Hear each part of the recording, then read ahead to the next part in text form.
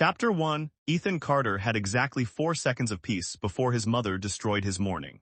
He knew this because he was standing in the kitchen of his own apartment, holding a cup of coffee that had finally reached drinkable temperature. And his phone was lit up on the counter with his mother's name and a photo she'd chosen herself. One from a Christmas dinner 2 years ago, where she was laughing at something and he was visibly regretting the sweater she'd bought him.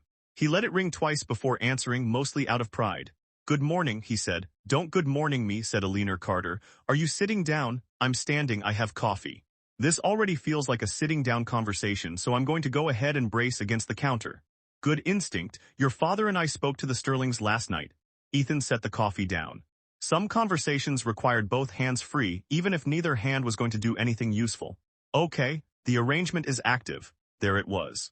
4 words that had been sitting somewhere in the back of his life since he was old enough to understand what the word arrangement meant when adults used it in that particular tone. The tone reserved for things that were technically choices, but had never once, in the history of either family, actually functioned as one. "Define active," Ethan said. "Clara has agreed to meet you, formally, with the intention of moving toward an engagement." Ethan looked at his coffee like it might have answers it did not. "Mom. I haven't spoken to Clara Sterling in, I don't even know, years. I've seen her name in about 400 articles about acquisitions and hostile takeovers, and once memorably a profile that described her as having the emotional temperature of a well-run morgue, which I remember because I sent it to Marcus and he printed it out. She's warmer than that. You've met her twice. I have excellent instincts about people and don't change the subject. This has been on the table for a long time, Ethan. You know that. Both families have known it since before you could reliably tie your shoes. I feel that's an exaggeration born of nostalgia. It is not. You were 7. He rubbed his forehead. Outside his window, the city was doing its usual unbothered thing, cars, a jogger, a man arguing with a parking meter, completely indifferent to the fact that Ethan Carter's future had just been rescheduled without his input, again, exactly the way it always had been. This was the strange privilege of being born into money that had existed longer than most countries' current borders. Nobody ever really asked you what you wanted. They asked you to confirm what you wanted, after they'd already decided what that was going to be. "And if I say no," he asked, mostly to see what she'd say.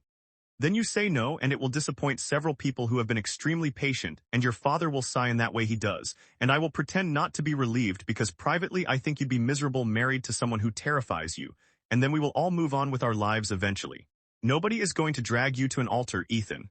That was, annoyingly, the correct answer. His mother had a habit of being reasonable at exactly the moment he'd built up momentum to be unreasonable, which took all the fun out of it. "But," Eleanor continued, "I don't think you should say no before you've even had a conversation with her. You haven't seen this woman since you were both practically children.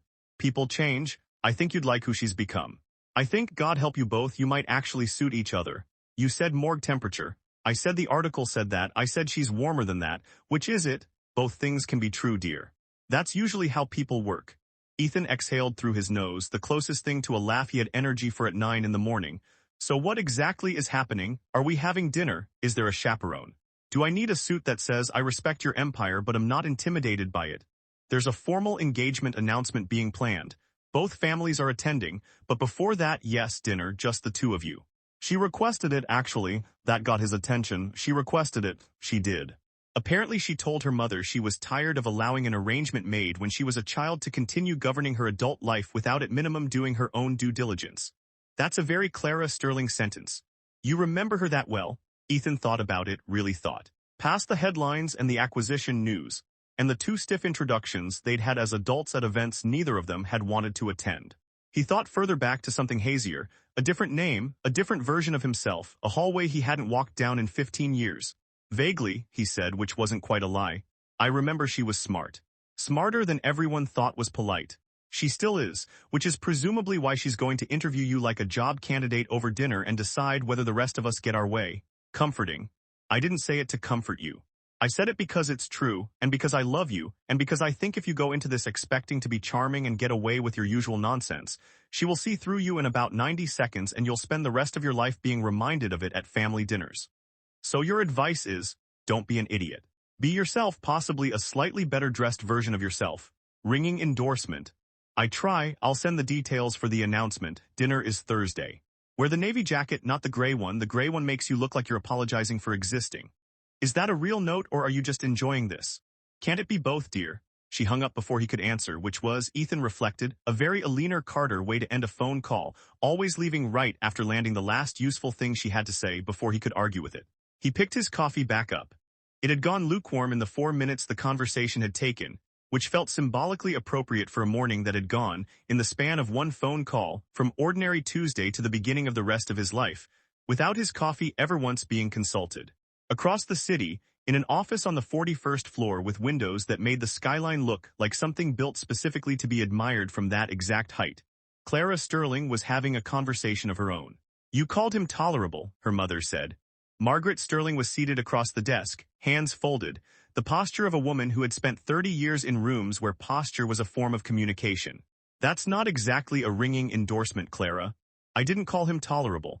I said the arrangement had become tolerable to consider, which is a different statement entirely, and you know that because you taught me the difference. I taught you a great many things.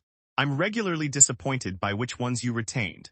Clara didn't look up from the document she was reviewing, a quarterly report that mercifully required none of the emotional labor her mother's visits generally did. I'm having dinner with him Thursday, one dinner. I will form my own assessment, and if that assessment is unfavorable, the engagement does not proceed, regardless of what anyone else has already told the caterer. The caterer hasn't been told anything. Nothing has been booked. We are not that presumptuous. You booked a caterer for my 17th birthday before I'd agreed to have a party. That was different. You like parties. You've simply never admitted it. Clara allowed herself the smallest exhale, not quite a laugh, but adjacent to one, the kind of sound that occurred maybe twice a week and that her assistant had learned to treat as a notable event. I am 31 years old, Mother. I run a company with 11,000 employees. I don't need you managing my emotional disclosures. No, Margaret agreed, but I am allowed to hope you don't spend the rest of your life the way you've spent the last several years. And how is that? Alone. Successfully, impressively, enviably alone. Which is not the same thing as content, whatever you tell yourself at 2 in the morning when you're still answering emails. Clara set the report down. This was the part of these conversations she found genuinely difficult, not the pressure, which she could deflect with the same efficiency she deflected everything else, but the accuracy. Her mother had an irritating habit of being right about things Clara had specifically arranged her life to avoid examining. I'm not doing this because you want grandchildren, she said finally. I'm doing this because I decided on my own that I'm tired of an arrangement made when I was a child dictating decisions I should be making as an adult. If I meet him and decide I can't stand him, this ends. If I meet him and think there's something worth building, it continues. Either way, the decision is mine, not yours, not his mother's. Mine. Margaret studied her for a long moment, the particular look she gave when she was deciding whether to push further or let something sit. She chose the latter, which was, for Margaret Sterling, a significant act of restraint. That's fair, she said, standing, smoothing her skirt with a single practiced motion. For what it's worth, I liked him, as a boy. Charming without trying too hard, which is rarer than people think. You met him at 2 family functions when I was in my 20s. That's not exactly a longitudinal study.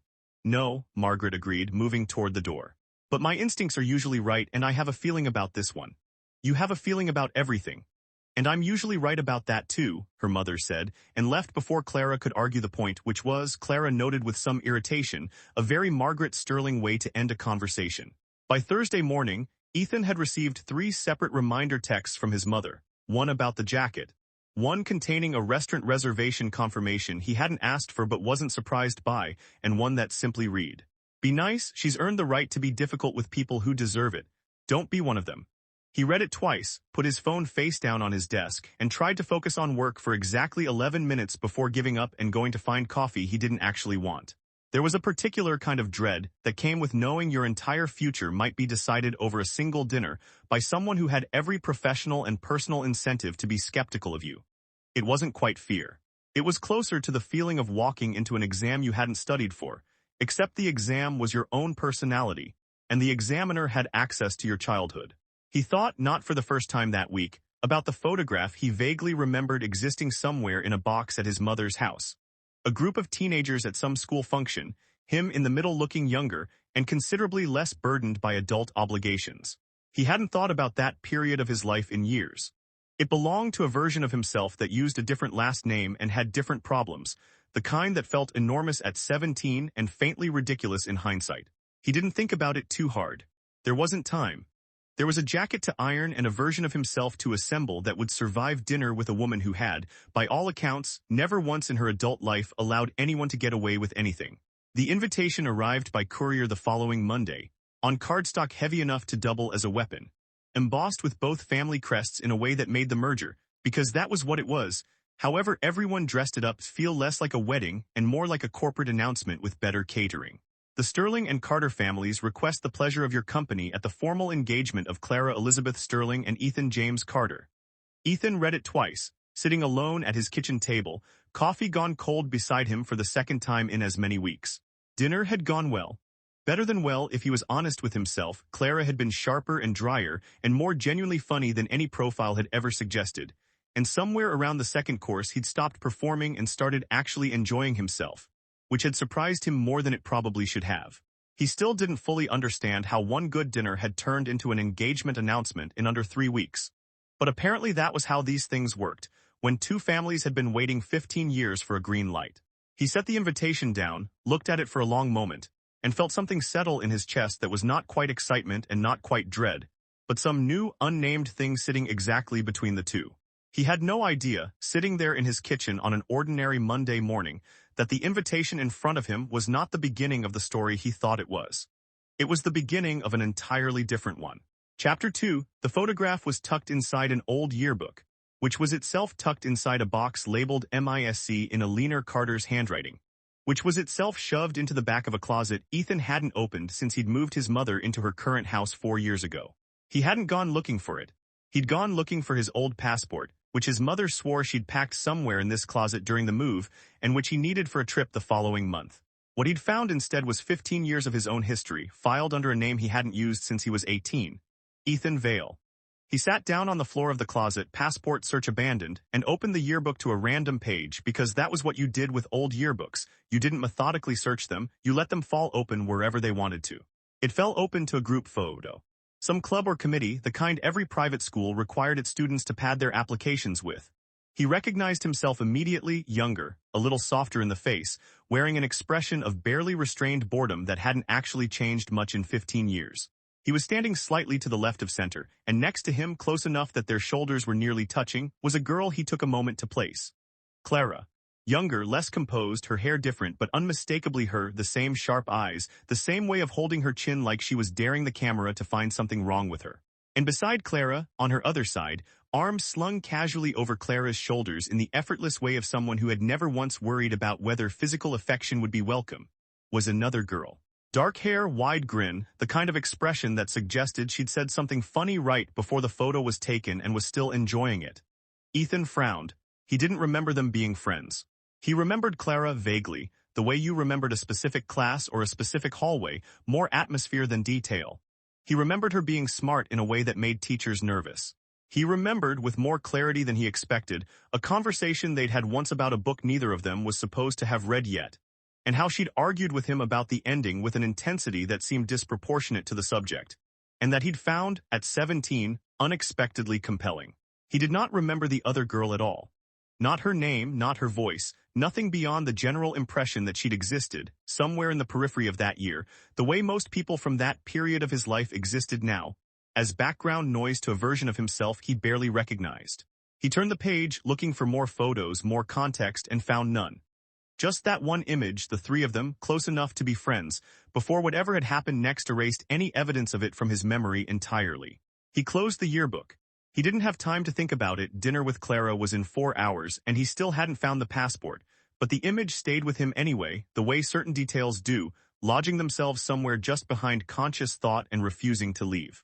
Who was that, he wondered, and then set the question aside because it felt at the time like a question with no particular urgency. He was wrong about that. He simply didn't know it yet. Clara stood in front of her closet at 6 that evening, doing the thing she did before any meeting that mattered, running through the conversation in her head before it happened, anticipating angles, preparing responses to questions that hadn't been asked. It was a habit that served her well in boardrooms. She was less sure it belonged here. "You're overthinking the dress," her mother said from the doorway, because Margaret Sterling had never once in her life knocked before entering a room she considered herself entitled to comment on. "I'm not thinking about the dress at all, I'm thinking about the conversation." You're standing in front of your closet holding two dresses. That's dress thinking, Clara, regardless of what you claim is happening internally. Clara set both dresses down with more force than necessary. I don't need this to go a particular way. I need it to go honestly. If he's insufferable, I'll know within 20 minutes and this entire arrangement dissolves, and everyone can stop pretending that isn't a real possibility. Nobody's pretending that. We would all survive you calling this off, Clara. Nobody in this family has ever doubted your ability to end something decisively. Is that meant to be a compliment? It's meant to be accurate. Wear the dark green. It makes you look like you already know something everyone else doesn't, which historically has served you well. Clara picked up the green dress, mostly because arguing about it would take longer than simply agreeing. For what it's worth, Margaret added, softer now, in the register she reserved for the handful of moments when she allowed herself to sound like a mother rather than a chairwoman. I'm not asking you to marry a stranger because it's convenient for the families, even though it is. I'm asking you to have dinner with someone you knew once a long time ago and see whether there's anything there worth building on. That's all. If there isn't, we move on. But I'd rather you find out for certain than spend the next decade wondering. Clara didn't answer immediately. There was something in that wondering that landed harder than her mother probably intended, because Clara had spent a great deal of energy over the years convincing herself she didn't wonder about things. Not about relationships. Not about the life she might have had if she'd made different choices at 22 or 25, or any of the ages in between when other people had let themselves fall in love. And she had instead built a company. I'll find out, she said finally, tonight. One way or the other. That's all I'm asking. Margaret left, and Clara stood alone in front of the mirror for a long moment, green dress in hand, and thought briefly, and without quite letting herself follow the thought all the way through, about a different dinner years ago with a different boy and how badly that had ended, and how carefully she had built her life since then to make sure nothing like it ever happened again.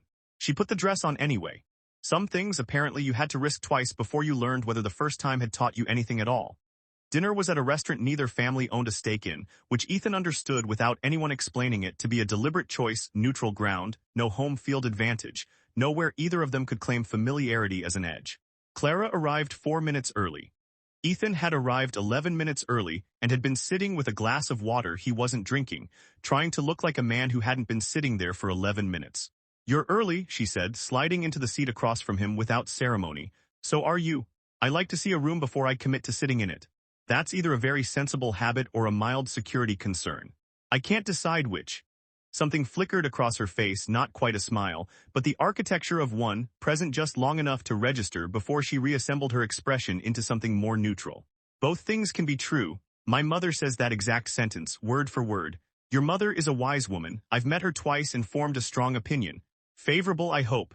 I withhold judgment on family members until I've observed how they treat waitstaff. She was very kind to a server who spilled wine on her at a benefit 2 years ago. That earned significant credit. Ethan laughed, genuinely, not the performed version he'd been rehearsing on the drive over. That tracks. She once tipped a barista 40% because he correctly guessed her order was going to be complicated before she even finished ordering it. A woman who rewards competence. I respect that. Clara opened the menu without looking at it, the way people did when the menu was a prop rather than a genuine point of interest. Shall we get the obvious part out of the way? Which obvious part? The part where we both acknowledge that this dinner exists because two families have spent 15 years assuming we'd eventually do exactly this, and neither of us particularly enjoys being told what our lives are going to look like, and yet here we both are on time, dressed appropriately, having agreed to it anyway. Ethan considered that. It was, he thought, a remarkably efficient way to say something that would have taken him 3 sentences and at least one bad joke to arrive at. Sure, he said. Let's get it out of the way. I'm not here because my mother told me to be. I mean, she did tell me to be, but that's not why I came. I came because I was curious what kind of person survives being described in print as having the emotional temperature of a well-run morgue and still gets invited to every gala in the city. Clara's eyebrows lifted slightly. You read that article? My friend printed it out and put it on my fridge. It's still there, actually. I hope you're not expecting an apology for the accuracy of the description. I wasn't going to ask for one. I was going to ask whether it's true. Whether I'm cold, whether you're a well-run morgue. Something genuinely amused crossed her face this time, no attempt to suppress it, just a brief, real reaction before her composure reasserted itself. I run things efficiently. I don't confuse that with an absence of feeling. Most people mistake control for coldness because control is less comfortable to be around. It doesn't perform reassurance the way warmth does. That doesn't make it less real. That's a very good answer. I suspect you've given it before. I have. usually to journalists who deserved less thoughtful responses than I gave them. Why give thoughtful answers to people who don't deserve them? Clara considered the question with the same seriousness she seemed to bring to everything, which Ethan was beginning to suspect was simply how she operated. Nothing performed, nothing wasted, every exchange treated as though it mattered, because to her, apparently it did. Because the answer's for me, she said finally. Not for them. I've found it's a bad habit to only be thoughtful when someone's watching who deserves it. You end up thoughtless by default and generous by exception. I'd rather be the other way around. Ethan didn't have a joke ready for that. He sat with it for a moment instead, which surprised him. He was rarely without a joke ready. It was something close to a professional skill at this point, and found that he didn't mind the silence. I don't remember you being like this, he said finally. Like what? I don't know. I remember vaguely being 17 and thinking you were smart in a way that made everyone nervous. I don't remember you being this smart. Or maybe I just didn't have the context to appreciate it at 17. Something shifted in Clara's expression, subtle, controlled, but there. You remember me from school. A little, it's hazy. I went by a different name back then, which probably didn't help. My mother's, not my father's. Long story, not an interesting one, but yeah, I remember you. Vaguely. I found a photo of us actually a few hours ago going through some old boxes. Some club photo. You were standing right next to me. Clara went very still. The particular kind of stillness that Ethan would later learn was Clara Sterling's version of visible shock. The outward expression scaled down to something almost imperceptible while everything underneath it went into freefall. What name, she said, not a question exactly, more like a demand dressed up as one. Vale, Ethan said, watching her, not quite understanding yet what he was watching happen. Ethan Vale, why? Clara didn't answer right away. She picked up her water glass, set it back down without drinking from it, and looked at him with an expression he couldn't read, not yet, not with the little context he had. Nothing, she said finally, in a voice that had gone very carefully neutral. It's nothing, it's a common enough name. It wasn't, and some part of Ethan registered that, filed it away as strange without understanding why, and let the conversation move forward into safer territory, because the waiter had arrived and there were menus to actually look at, and an entire dinner still ahead of them. Neither of them mentioned the name again that night. But Clara thought about it, later, alone in her apartment, staring at the ceiling instead of sleeping, turning the word over and over in her mind like a stone she couldn't quite identify but recognized the shape of. Vale, she told herself it was a coincidence. She told herself a great many things that night, most of them untrue, and fell asleep somewhere around 3 in the morning having decided, against every instinct that had kept her safe for 15 years, to see him again. Chapter 3, 15 years earlier, before either of them had learned to perform the versions of themselves the world now knew, Clara Sterling and Victoria Vale had been inseparable in the specific, all-consuming way that only teenage friendships manage, the kind that feels less like a relationship and more like a shared nervous system. They had met in 9th grade, assigned to the same lab table in chemistry, and had spent the first 3 weeks arguing about whose fault it was that their volcano project had failed to erupt on schedule. By the 4th week, they were eating lunch together every day. By the end of the year, they had a shorthand, private jokes, a specific look that meant get me out of this conversation, an entire language built from 2 years of proximity that outsiders could see but never quite decode. Victoria was, in the specific vocabulary of their school, a lot loud in a way that read as confidence rather than desperation, funny without trying, the kind of person who walked into a room and immediately altered its temperature. Clara was quieter, sharper, the kind of smart that made adults uncomfortable and other students wary. Together, they made a strange kind of sense. Victoria drew people in, Clara kept them honest, and between the two of them they'd built a friendship that neither girl at the time could have imagined ending. Ethan Vale arrived in their orbit junior year, transferred in from somewhere neither girl had bothered to ask about. Quiet in the specific way of someone who hadn't yet decided whether this school was worth the effort of being fully known by. He was funny in an understated way, the kind of humor that snuck up on you rather than announcing itself, and observant in a way that made him easy to talk to because he actually listened, which at 17 was rarer than it should have been. Clara noticed him first. She would remember that detail for years afterward, the way you remember the exact moment a small thing became a large one. A conversation about a book, 3 weeks into his enrollment, where he'd argued with her about an ending she considered obviously correct and he considered a cop-out. And she had gone home that night and thought about the conversation for longer than the conversation had actually lasted. She never told Victoria. That was the mistake, if it could even be called a mistake. The not telling, the assumption that there would be time, that feelings this new didn't need to be declared before they'd had a chance to become certain.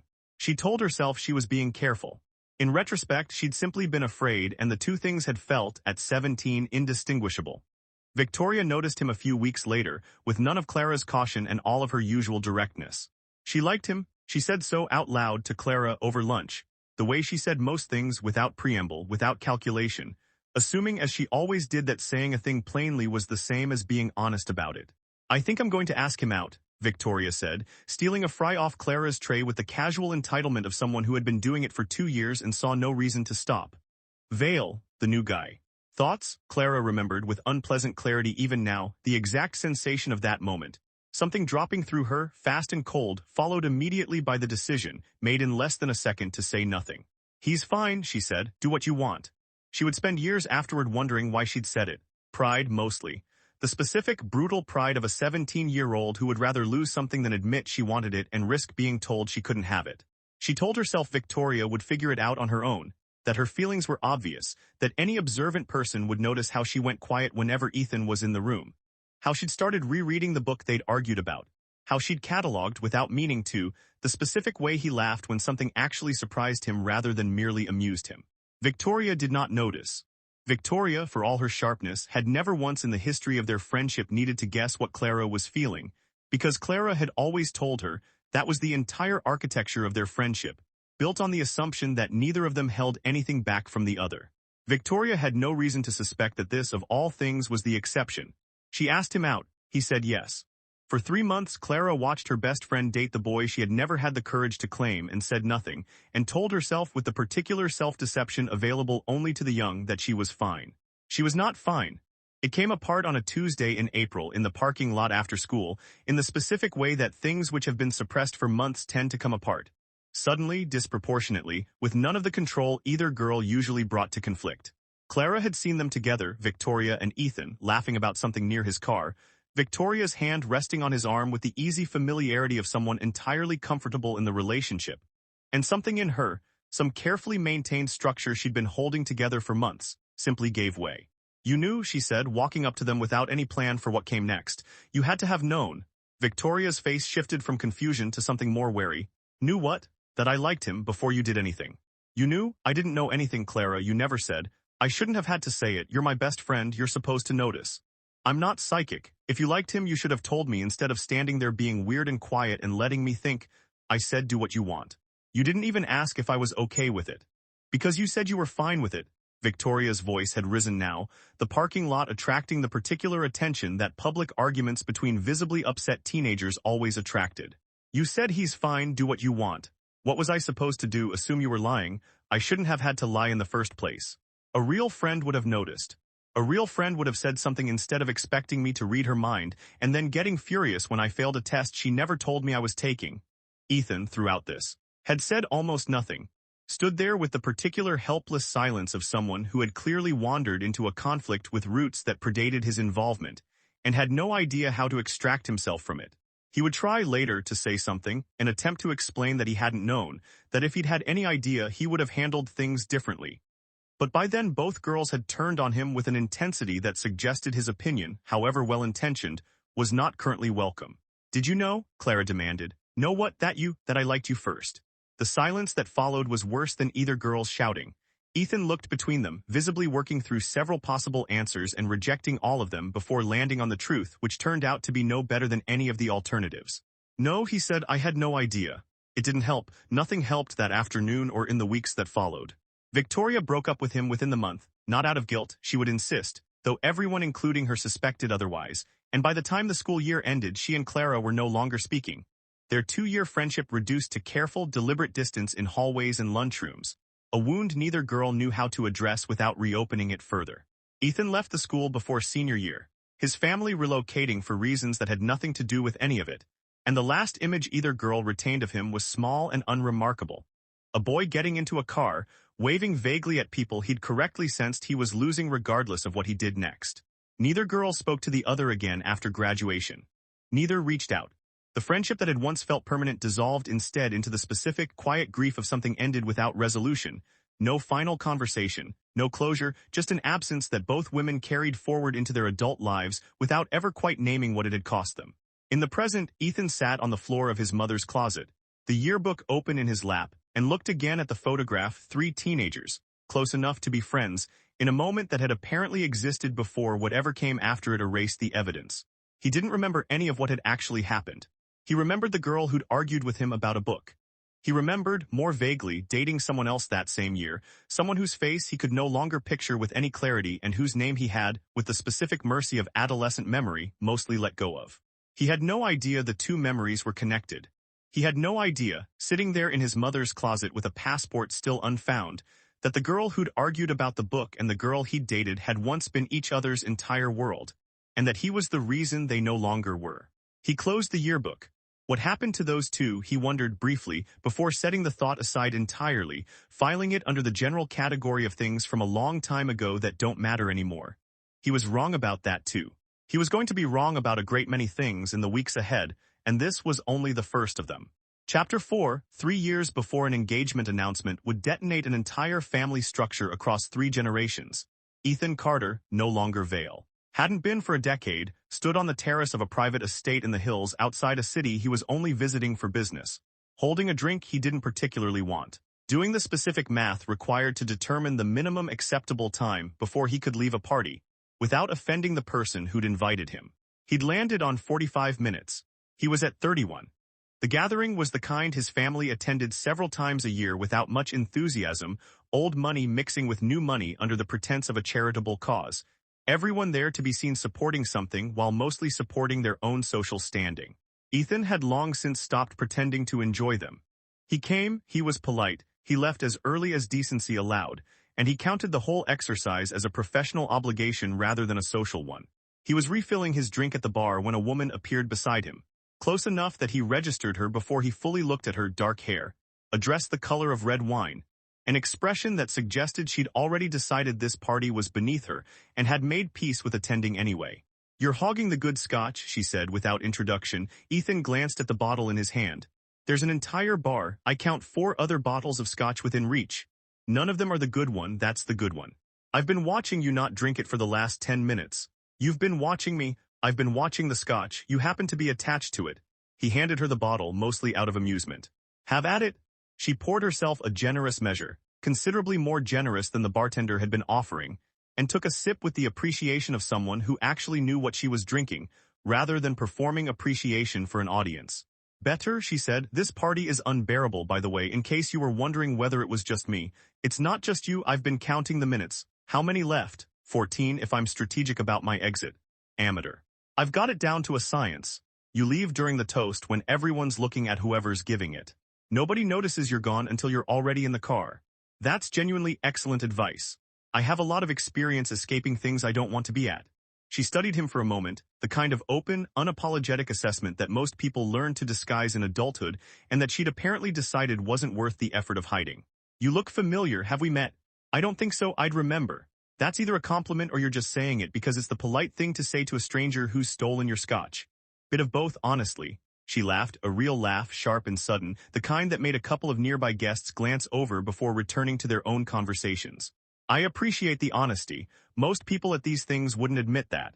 Most people at these things are performing a version of themselves specifically calibrated for maximum inoffensiveness. I got tired of it around my second party. This is, by my count, my 411th. 411, that's oddly specific. I started counting after the 100th. Felt like a milestone worth tracking." She refilled her glass, offered him the bottle, and when he shook his head, set it down between them on the bar with the air of someone establishing territory. "I'm Victoria. Ethan." "Ethan what? Does it matter?" "It might. I like to know who I'm complaining about parties with." "Carter." She went briefly still, so briefly that Ethan almost missed it, a half-second flicker of something crossing her face before it smoothed back into casual interest. "Carter," she repeated. "Any relation to the Carters who own approximately 1/5 of everything.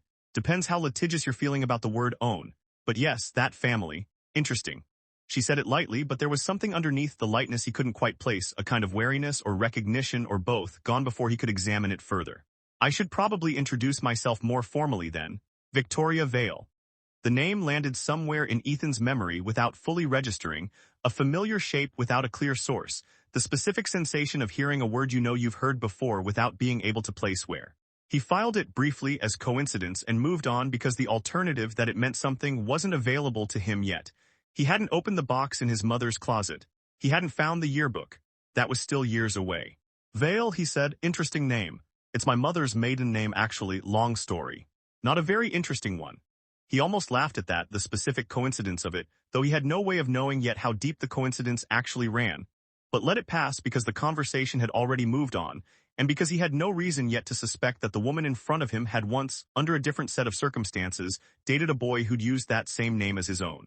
So he said instead, "What's your excuse for being here? You said you've got escaping these things down to a science which suggests significant practice."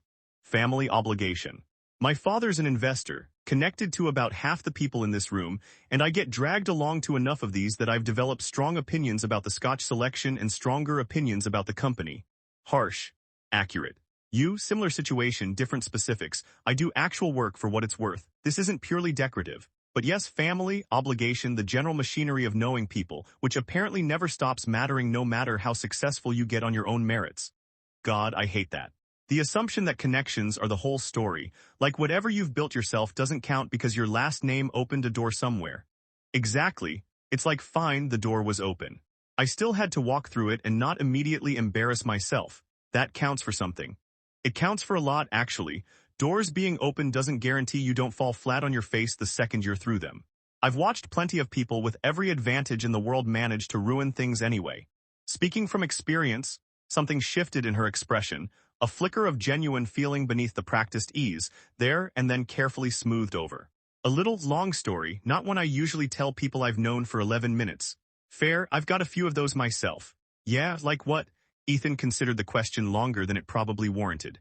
There was something about the specific privacy of a party like this, surrounded by people, anonymous within the crowd, talking to a stranger he'd likely never see again, that made honesty feel low stakes in a way it rarely did. I destroyed a friendship once, he said. Not on purpose, I don't even think I fully understood I'd done it until it was already over. Two girls, actually best friends, and I ended up in the middle of it somehow, and by the time I figured out what had happened, everything was already broken and there wasn't really a way to fix it. Victoria went quiet. Something in her face had changed, gone somewhere he couldn't follow, and for a moment he thought he'd overshared, said something too heavy for a conversation that had started with scotch and small talk. That's actually a pretty similar story to one I have, she said finally, her voice a little rougher than it had been a moment ago. Friendship, best friend actually. We fell apart over something stupid, or it felt stupid at the time, and it wasn't stupid at all, and neither of us ever fixed it, and now it's been years and I don't even know how you'd start. I don't think you ever really figure out how to start. I think you just have to eventually and accept it's going to be awkward and possibly bad. That's depressing. It's realistic. I prefer realistic to comforting most days. She studied him for a long moment, something searching in the look, like she was trying to place him against a memory that wouldn't quite resolve, and then seemed to decide against whatever she'd been about to say, reaching instead for the bottle and refilling both their glasses without asking. Well, she said, handing him his, to ruined friendships and the people who caused them, may we eventually forgive ourselves if not each other. That's a hell of a toast. I contain multitudes, drink up. He did. They kept talking about nothing, about everything, the specific unfiltered conversation that happens between two people who have decided, somewhere in the first 15 minutes, that this is a night without consequences. A stranger they'll never see again, safe in exactly the way honesty is only safe when it costs nothing. Neither of them left during the toast. Neither of them left, in fact, until considerably later, and by the time the party's structured portion had dissolved into its looser, drunker second act, they had migrated from the bar to a quiet corner of the terrace, and then, eventually, away from the party altogether. Ethan would remember later only fragments of the rest of that night, the specific quality of her laugh, the way she'd argued with him about something entirely trivial with the same intensity most people reserved for things that mattered, a taxi, a hotel room he was staying in for the conference. A conversation that had turned into something else somewhere around 2 in the morning without either of them clearly deciding it should. He would remember waking up the next morning with a headache and the vague, warm memory of a night that had felt, at the time, like something rare. A genuine connection, unclouded by the usual calculations, two strangers who'd recognized something familiar in each other without being able to name what it was. He would not for 3 years understand what that familiarity actually was. Victoria woke first. She always did, some old habit from childhood, the particular vigilance of someone who'd learned early that the quiet hours before anyone else was awake were often the only ones that belonged entirely to her. She lay still for a moment, looking at the ceiling, doing the specific mental accounting required the morning after a night like the one before. What had she said? What had she done? How much of it was going to matter once the sun was fully up and the version of herself that showed up to board meetings and family dinners reasserted control? Ethan Carter. She turned the name over, running it against the vague, persistent sense of familiarity that had followed her through the entire conversation. The sense that she'd met him before, or someone like him, or someone connected to him, in a way she couldn't quite place and had eventually decided not to chase. She got up, dressed quietly, found her shoes, her bag, the scattered evidence of a night she already suspected she wasn't going to fully process for a long time, if ever. At the door she paused and looked back at him, asleep, one arm thrown across the pillow she'd been using, an expression on his face that made him look, for a moment, considerably younger than he'd seemed the night before, younger and less guarded, something almost familiar in it that she still couldn't place.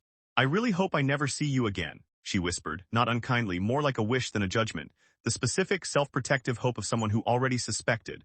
On some level she wasn't yet ready to examine that seeing him again was going to complicate her life considerably more than one strange, honest, unexpectedly meaningful night at a party neither of them had wanted to attend. She left before he woke. She had no idea, walking out of that hotel room into the gray, early light of a city she'd be leaving within the week, that she was already carrying with her the thing that would make seeing him again not just likely, but inevitable. She wouldn't find out for another 6 weeks. By then, there would be no version of the future that didn't include him in it, whether either of them was ready for that or not. Chapter 5. The child 3 years later, Victoria Vale had built a life that, from the outside, looked nothing like the aftermath of a scandal and everything like a success story. She ran her own consultancy, small, selective, profitable enough that she'd stopped needing to explain herself at family dinners. And she'd done it in the 2 years since her son was born, which was the kind of accomplishment people generally didn't believe until they saw the numbers, at which point they generally stopped commenting on her personal choices entirely. The personal choices, for the record, had never required an explanation as far as Victoria was concerned. She'd gotten pregnant. She decided within about a week of finding out that she was keeping the baby and building a life around him rather than around anyone's opinion of how that life should look. Her parents had needed longer to arrive at acceptance than she had, her father in particular, who had opinions about nearly everything, and had taken several months to stop voicing them. But eventually, the whole family had rearranged itself around the reality of a small, extremely loud addition, the way families generally did. The boy, Leo, though at 2 he mostly answered to a rotating cast of nicknames depending on who was talking to him, was, in Victoria's admittedly biased assessment, the most interesting person she had ever met. He was curious in the relentless, exhausting way of toddlers everywhere, but there was something underneath the curiosity that felt, even this early, like it belonged specifically to him. A way of watching people that suggested he was cataloging information for later use, a habit of asking questions that circled back around days or weeks after you'd assumed the topic was closed. He had also, in the last several months, developed a fixation. "Where's Daddy?" he asked, for what Victoria estimated was the 4th time that week, sitting on the kitchen floor surrounded by a scattering of blocks he'd long since abandoned in favor of the more interesting project of interrogating his mother. "Daddy's not around right now, Bug," Victoria said, which was the answer she'd landed on months ago after trying several others and finding this one the least likely to generate follow-up questions she wasn't prepared to answer. "It never worked. Why not? Because he doesn't know about you yet." "Why doesn't he know?" "That's a complicated question for later." "Is he far away?" "I don't actually know, sweetheart." "Eat your snack." He picked up a cracker, considered it, set it back down. "Does he look like me?" Victoria stopped what she was doing, dishes, the low-stakes evening kind of chore that gave her hands something to do while her mind wandered, and looked at her son for a long moment. He had her dark hair, her stubbornness, a laugh that arrived without warning the same way hers did. But there was something else in his face too, something she'd noticed since he was an infant and had never quite let herself examine too closely. Because examining it meant thinking about a night 3 years ago she'd successfully avoided thinking about for months at a stretch, only to have it resurface, unbidden. Every time her son tilted his head a certain way or fixed her with an expression that felt disconcertingly, like it belonged to someone else entirely. "Maybe a little," she said finally. "I don't really remember exactly." It wasn't quite a lie. She remembered his face with perfect clarity. That wasn't the problem. The problem was that she'd deliberately not looked him up in 3 years, had resisted every impulse to search his name, had built an entire wall around that single night specifically, so she wouldn't have to know more about the man on the other side of it than she already did. Knowing more would have made the decision to not tell him harder. She'd needed it to stay simple, even though nothing about it actually was. "I want to meet him," Leo announced, with the particular finality of a 2-year-old who had decided something and considered the matter closed. "I know you do, Bug. When? I don't know yet." He seemed to accept this, at least for the moment, returning his attention to the cracker with the swift, total redirection of focus that made toddlers simultaneously exhausting and a genuine mercy. Nothing stayed a crisis for long, not when there were crackers involved. Victoria went back to the dishes and let herself, for just a moment, think about the question she'd been avoiding for 3 years. She wasn't hiding him out of cruelty. She told herself that regularly, on the nights when guilt crept in anyway despite the reasoning. She genuinely had no clean way to find him, a single name, half-remembered, attached to a family so prominent that reaching out felt less like reconnecting with someone and more like walking into a story that wasn't hers to write herself into. She'd built a life instead. A good one. A life that didn't need him to be complete because she'd made sure of that specifically, the same way she made sure of everything through sheer determined effort, refusing to leave anything important to chance. But her son asked about his father with increasing frequency and increasing specificity, and Victoria was beginning to understand, with the particular dread of a parent watching a decision's expiration date approach, that the window for handling this quietly on her own terms in her own time was closing whether she was ready or not. She had no idea, drying her hands on a dish towel in her own kitchen on an ordinary Tuesday evening, that the window had already closed. That an invitation, addressed to her, for an event she had a legitimate reason to attend, was already sitting in her mailbox. That in a matter of weeks, the decision she'd been putting off for 3 years was going to be made for her, in the most public, most catastrophic way imaginable.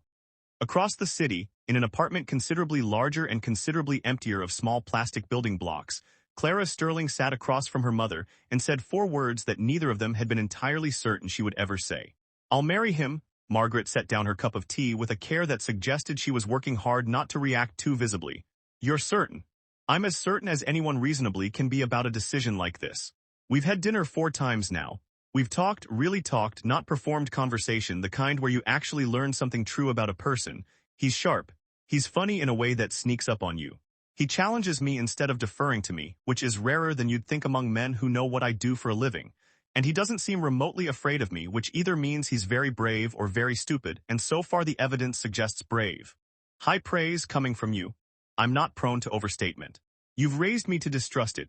"I have." Margaret allowed herself a small, genuine smile, not the practiced social version, but something closer to actual pride. "For what it's worth, Clara, I think this is the right decision. Not because it settles the arrangement. Because I think, for the first time in longer than I'd like to admit, you sound like someone who's excited about something rather than someone managing an obligation."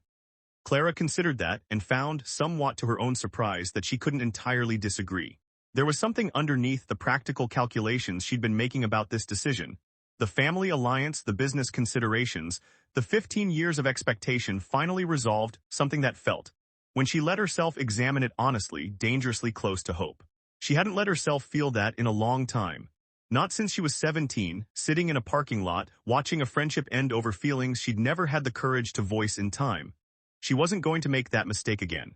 Whatever else happened, she decided, she was going to be honest this time with Ethan, with herself, with everyone whose feelings were tangled up in whatever came next. "I'll tell his family tomorrow," she said. "We can begin planning the formal announcement. I'll let the caterer know." "You already told the caterer, didn't you?" "I may have mentioned it as a possibility weeks ago. I have excellent instincts, Clara." "I've told you this before." Clara didn't argue. She was too busy in that moment, sitting with the strange, unfamiliar sensation of looking forward to something without reservation, for what felt like the first time in years. She had no idea how brief that feeling was going to last.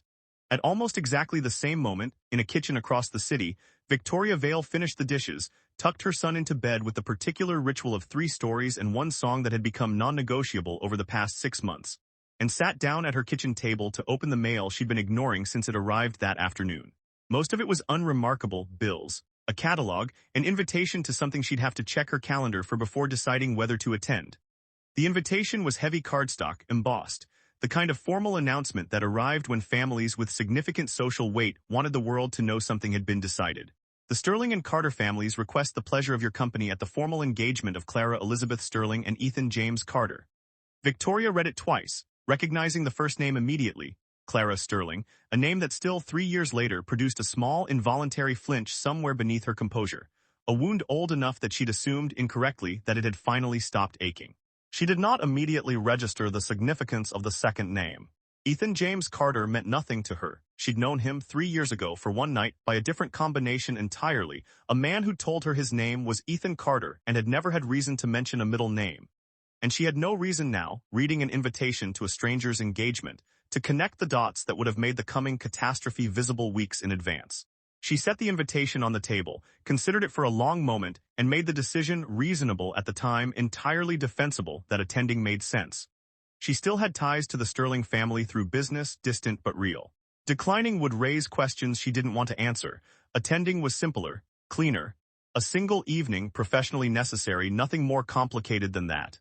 She had no idea, propping the invitation against the fruit bowl to remind herself to RSVP, that she had just agreed to walk directly into the collision of every unresolved piece of her past. Clara, Ethan. The friendship she'd never repaired, the father of her son she'd successfully avoided for 3 years. All of it converging on a single evening she'd chosen to attend for reasons that had nothing to do with any of them. She went to bed that night thinking about seating arrangements and appropriate dresses. She had no idea what was actually coming. Chapter 6. The Sterling Estates ballroom had been transformed for the occasion into something that looked less like a room and more like a carefully staged argument for why the two families belonged together. White flowers arranged with the specific restraint of people who could have afforded excess, and had chosen elegance instead. A string quartet warming up in one corner. Waitstaff moving through the space with the practiced invisibility of people trained to be seen only when needed. Clara stood in a side room off the main hall, having her dress adjusted for the 3rd time by a stylist who kept finding imperfections invisible to anyone else, and tried to remember how to breathe normally. "You look composed," her mother observed, appearing in the doorway with the particular timing she'd perfected over decades of knowing exactly when Clara needed either space or company. "For the record, I don't believe it. I am composed. You've said the same sentence to yourself in the mirror 4 times in the last 10 minutes. I've been counting." Clara met her mother's eyes in the mirror. "I'm allowed to be nervous. This is a significant evening. You're allowed to be nervous. You're not required to hide it from me, specifically of all people." Margaret crossed the room and adjusted a strand of hair that didn't need adjusting, the kind of unnecessary maternal gesture that existed more for the comfort of the person doing it than the person receiving it. "You like him?" "I do. Genuinely, not as a strategic acceptance of an inevitable arrangement. Genuinely, Mother, I wouldn't be standing here otherwise, and you know that." Margaret studied her for a moment longer, something soft moving behind her usually composed expression. "Good," she said simply. "Then let's go make this official." In a different room on the opposite end of the estate, Ethan was failing to tie his own tie for the 2nd time, which he understood on some level, had nothing to do with the actual mechanics of tie-tying and everything to do with the fact that his hands had developed a slight, persistent tremor sometime in the last hour that he was doing his best to ignore. "You're going to strangle yourself before you even get to the altar," his father said, stepping in to fix it with the brisk efficiency of a man who'd apparently never once in his life struggled with formal wear. "Breathe, I am breathing. You're breathing like a man about to give a deposition." Robert Carter finished the knot, stepped back, and studied his son with an expression that carried more warmth than his usual businesslike demeanor typically allowed. "You like her? Everyone keeps asking me that like it's a controversial position." "It's not controversial, it's just worth confirming given the circumstances. This started as an arrangement, Ethan. I want to make sure it's not ending as one." Ethan looked at his father, a man who rarely offered this kind of unguarded sincerity, who'd built an empire on precisely the sort of controlled composure Ethan had spent years both admiring and quietly resenting, and found himself for a moment, without a deflecting joke ready. "I like her," he said. "A lot, actually. More than I expected to going into this. I don't know how to explain it. She sees through nonsense immediately, which should be terrifying and somehow isn't because she's not doing it to catch you out, she's just built that way. And she's funnier than anyone gives her credit for. Dry as hell but funny." His father's expression shifted into something that, on a less controlled man, might have been called a grin. "Then let's go get you engaged." The formal portion of the ceremony began at 7 and proceeded for the first 40 minutes with exactly the polished predictability everyone had planned for. The families gathered. Speeches were given, Robert Carter's warm and slightly too long, Margaret Sterling's shorter and considerably drier. The kind of wit that made the room laugh in the specific, appreciative way, reserved for people powerful enough that their jokes were automatically funnier than they might otherwise be. Champagne was poured.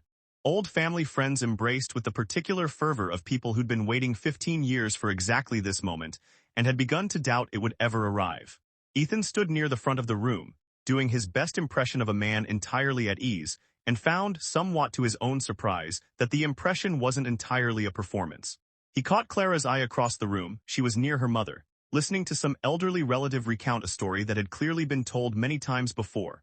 And when their eyes met, something in her expression shifted, softened, the particular private communication of two people who decided, independently, that whatever else was true about this strange arrangement, they were glad to be standing where they were standing. He was still holding that thought, still turning it over, pleasantly, the way you turn over a good feeling to make sure it's real, when the doors at the far end of the ballroom opened, and a woman walked in carrying a small, energetic boy on her hip. And the entire trajectory of Ethan Carter's evening and life, and everything he thought he understood about both, came apart in the space of about 4 seconds. He didn't recognize her immediately. That was the strange part. Later, when he tried to reconstruct exactly how it had happened, there wasn't a single moment of instant recognition, more a slow unraveling, his mind working through the pieces in the wrong order.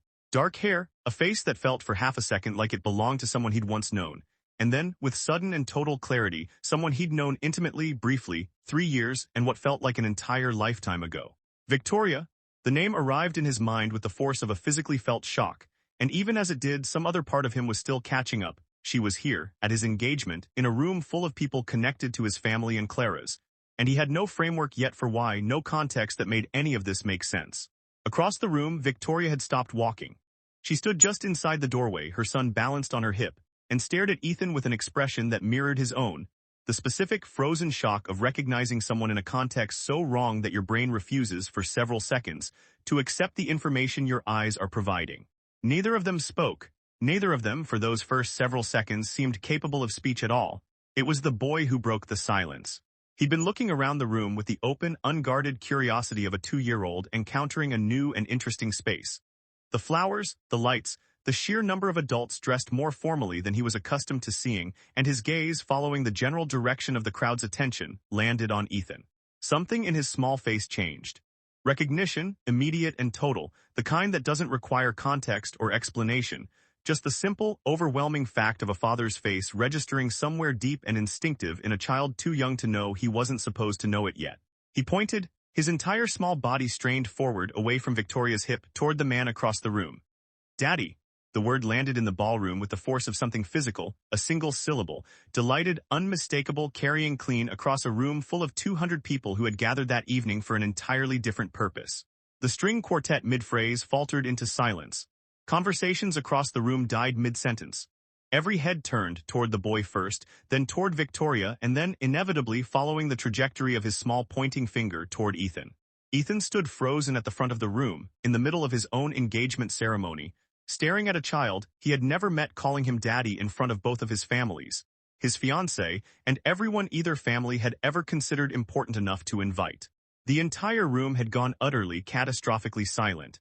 Chapter 7. Nobody moved for what felt, to Ethan, like an unreasonably long stretch of time, though he would later learn from 3 separate witnesses that the actual pause was closer to 4 seconds. 4 seconds was still an eternity in a ballroom full of 200 people who had all, simultaneously, heard a small child call him daddy. Victoria recovered first, because Victoria had spent the last 2 years developing the specific hard-won skill of managing her son's public unpredictability, and some deeply trained instinct kicked in even through the fog of her own shock. She shifted him higher on her hip, murmured something too quiet for the room to hear, and looked up to find, with the particular horror of someone realizing an escape route has just closed behind her, that every single person in the room was now looking directly at her. "Victoria," said a voice from somewhere near the front, Robert Carter, Ethan's father. His expression caught somewhere between confusion and dawning alarm. "I'm sorry, do you two know each other?" It was, Ethan would think later, an almost unbearably reasonable question, asked by a man who had no idea what he was actually asking, and the silence that followed it stretched long enough that several people began exchanging uncomfortable glances. Yes," Ethan said finally, because someone had to say something, and apparently that someone was going to be him. "We met, a few years ago, briefly." "Briefly," Victoria repeated, in a tone that suggested she had opinions about that particular word choice that she was, for the moment, keeping to herself. Clara had gone very still.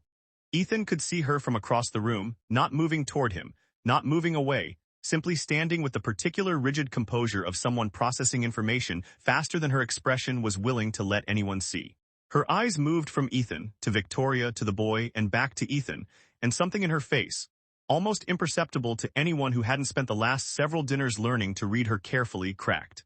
"Whose child is this?" someone asked, a cousin, or a family friend, someone near the back who clearly hadn't yet grasped the gravity of the question they were asking into an already devastated silence. Victoria didn't answer immediately. She looked at Ethan, and something passed between them, not quite an agreement, more a mutual recognition that there was no version of this evening that ended without the truth coming out, and that delaying it further would only make everything worse. Before either adult could decide who was going to say it, and how, the boy answered for them with the simple, devastating clarity of a child who had no idea he was detonating anything at all. "Daddy," he said again, pointing, delighted that his earlier announcement hadn't yet produced the reaction he was apparently hoping for. Someone picking him up, presumably, or at least acknowledging that he'd correctly identified something important. The word landed again into total silence. Ethan's mother made a small sound, not quite a gasp, something closer to the specific noise a person makes when several pieces of confusing information suddenly assemble themselves into a picture they were not prepared to see. Robert Carter's expression had gone rigid. Margaret Sterling's hand had found her daughter's arm, a gesture that looked from a distance almost protective. "Ethan," Clara said. Her voice was quiet, but it carried, the entire room having gone silent enough that even a whisper would have reached the back rows.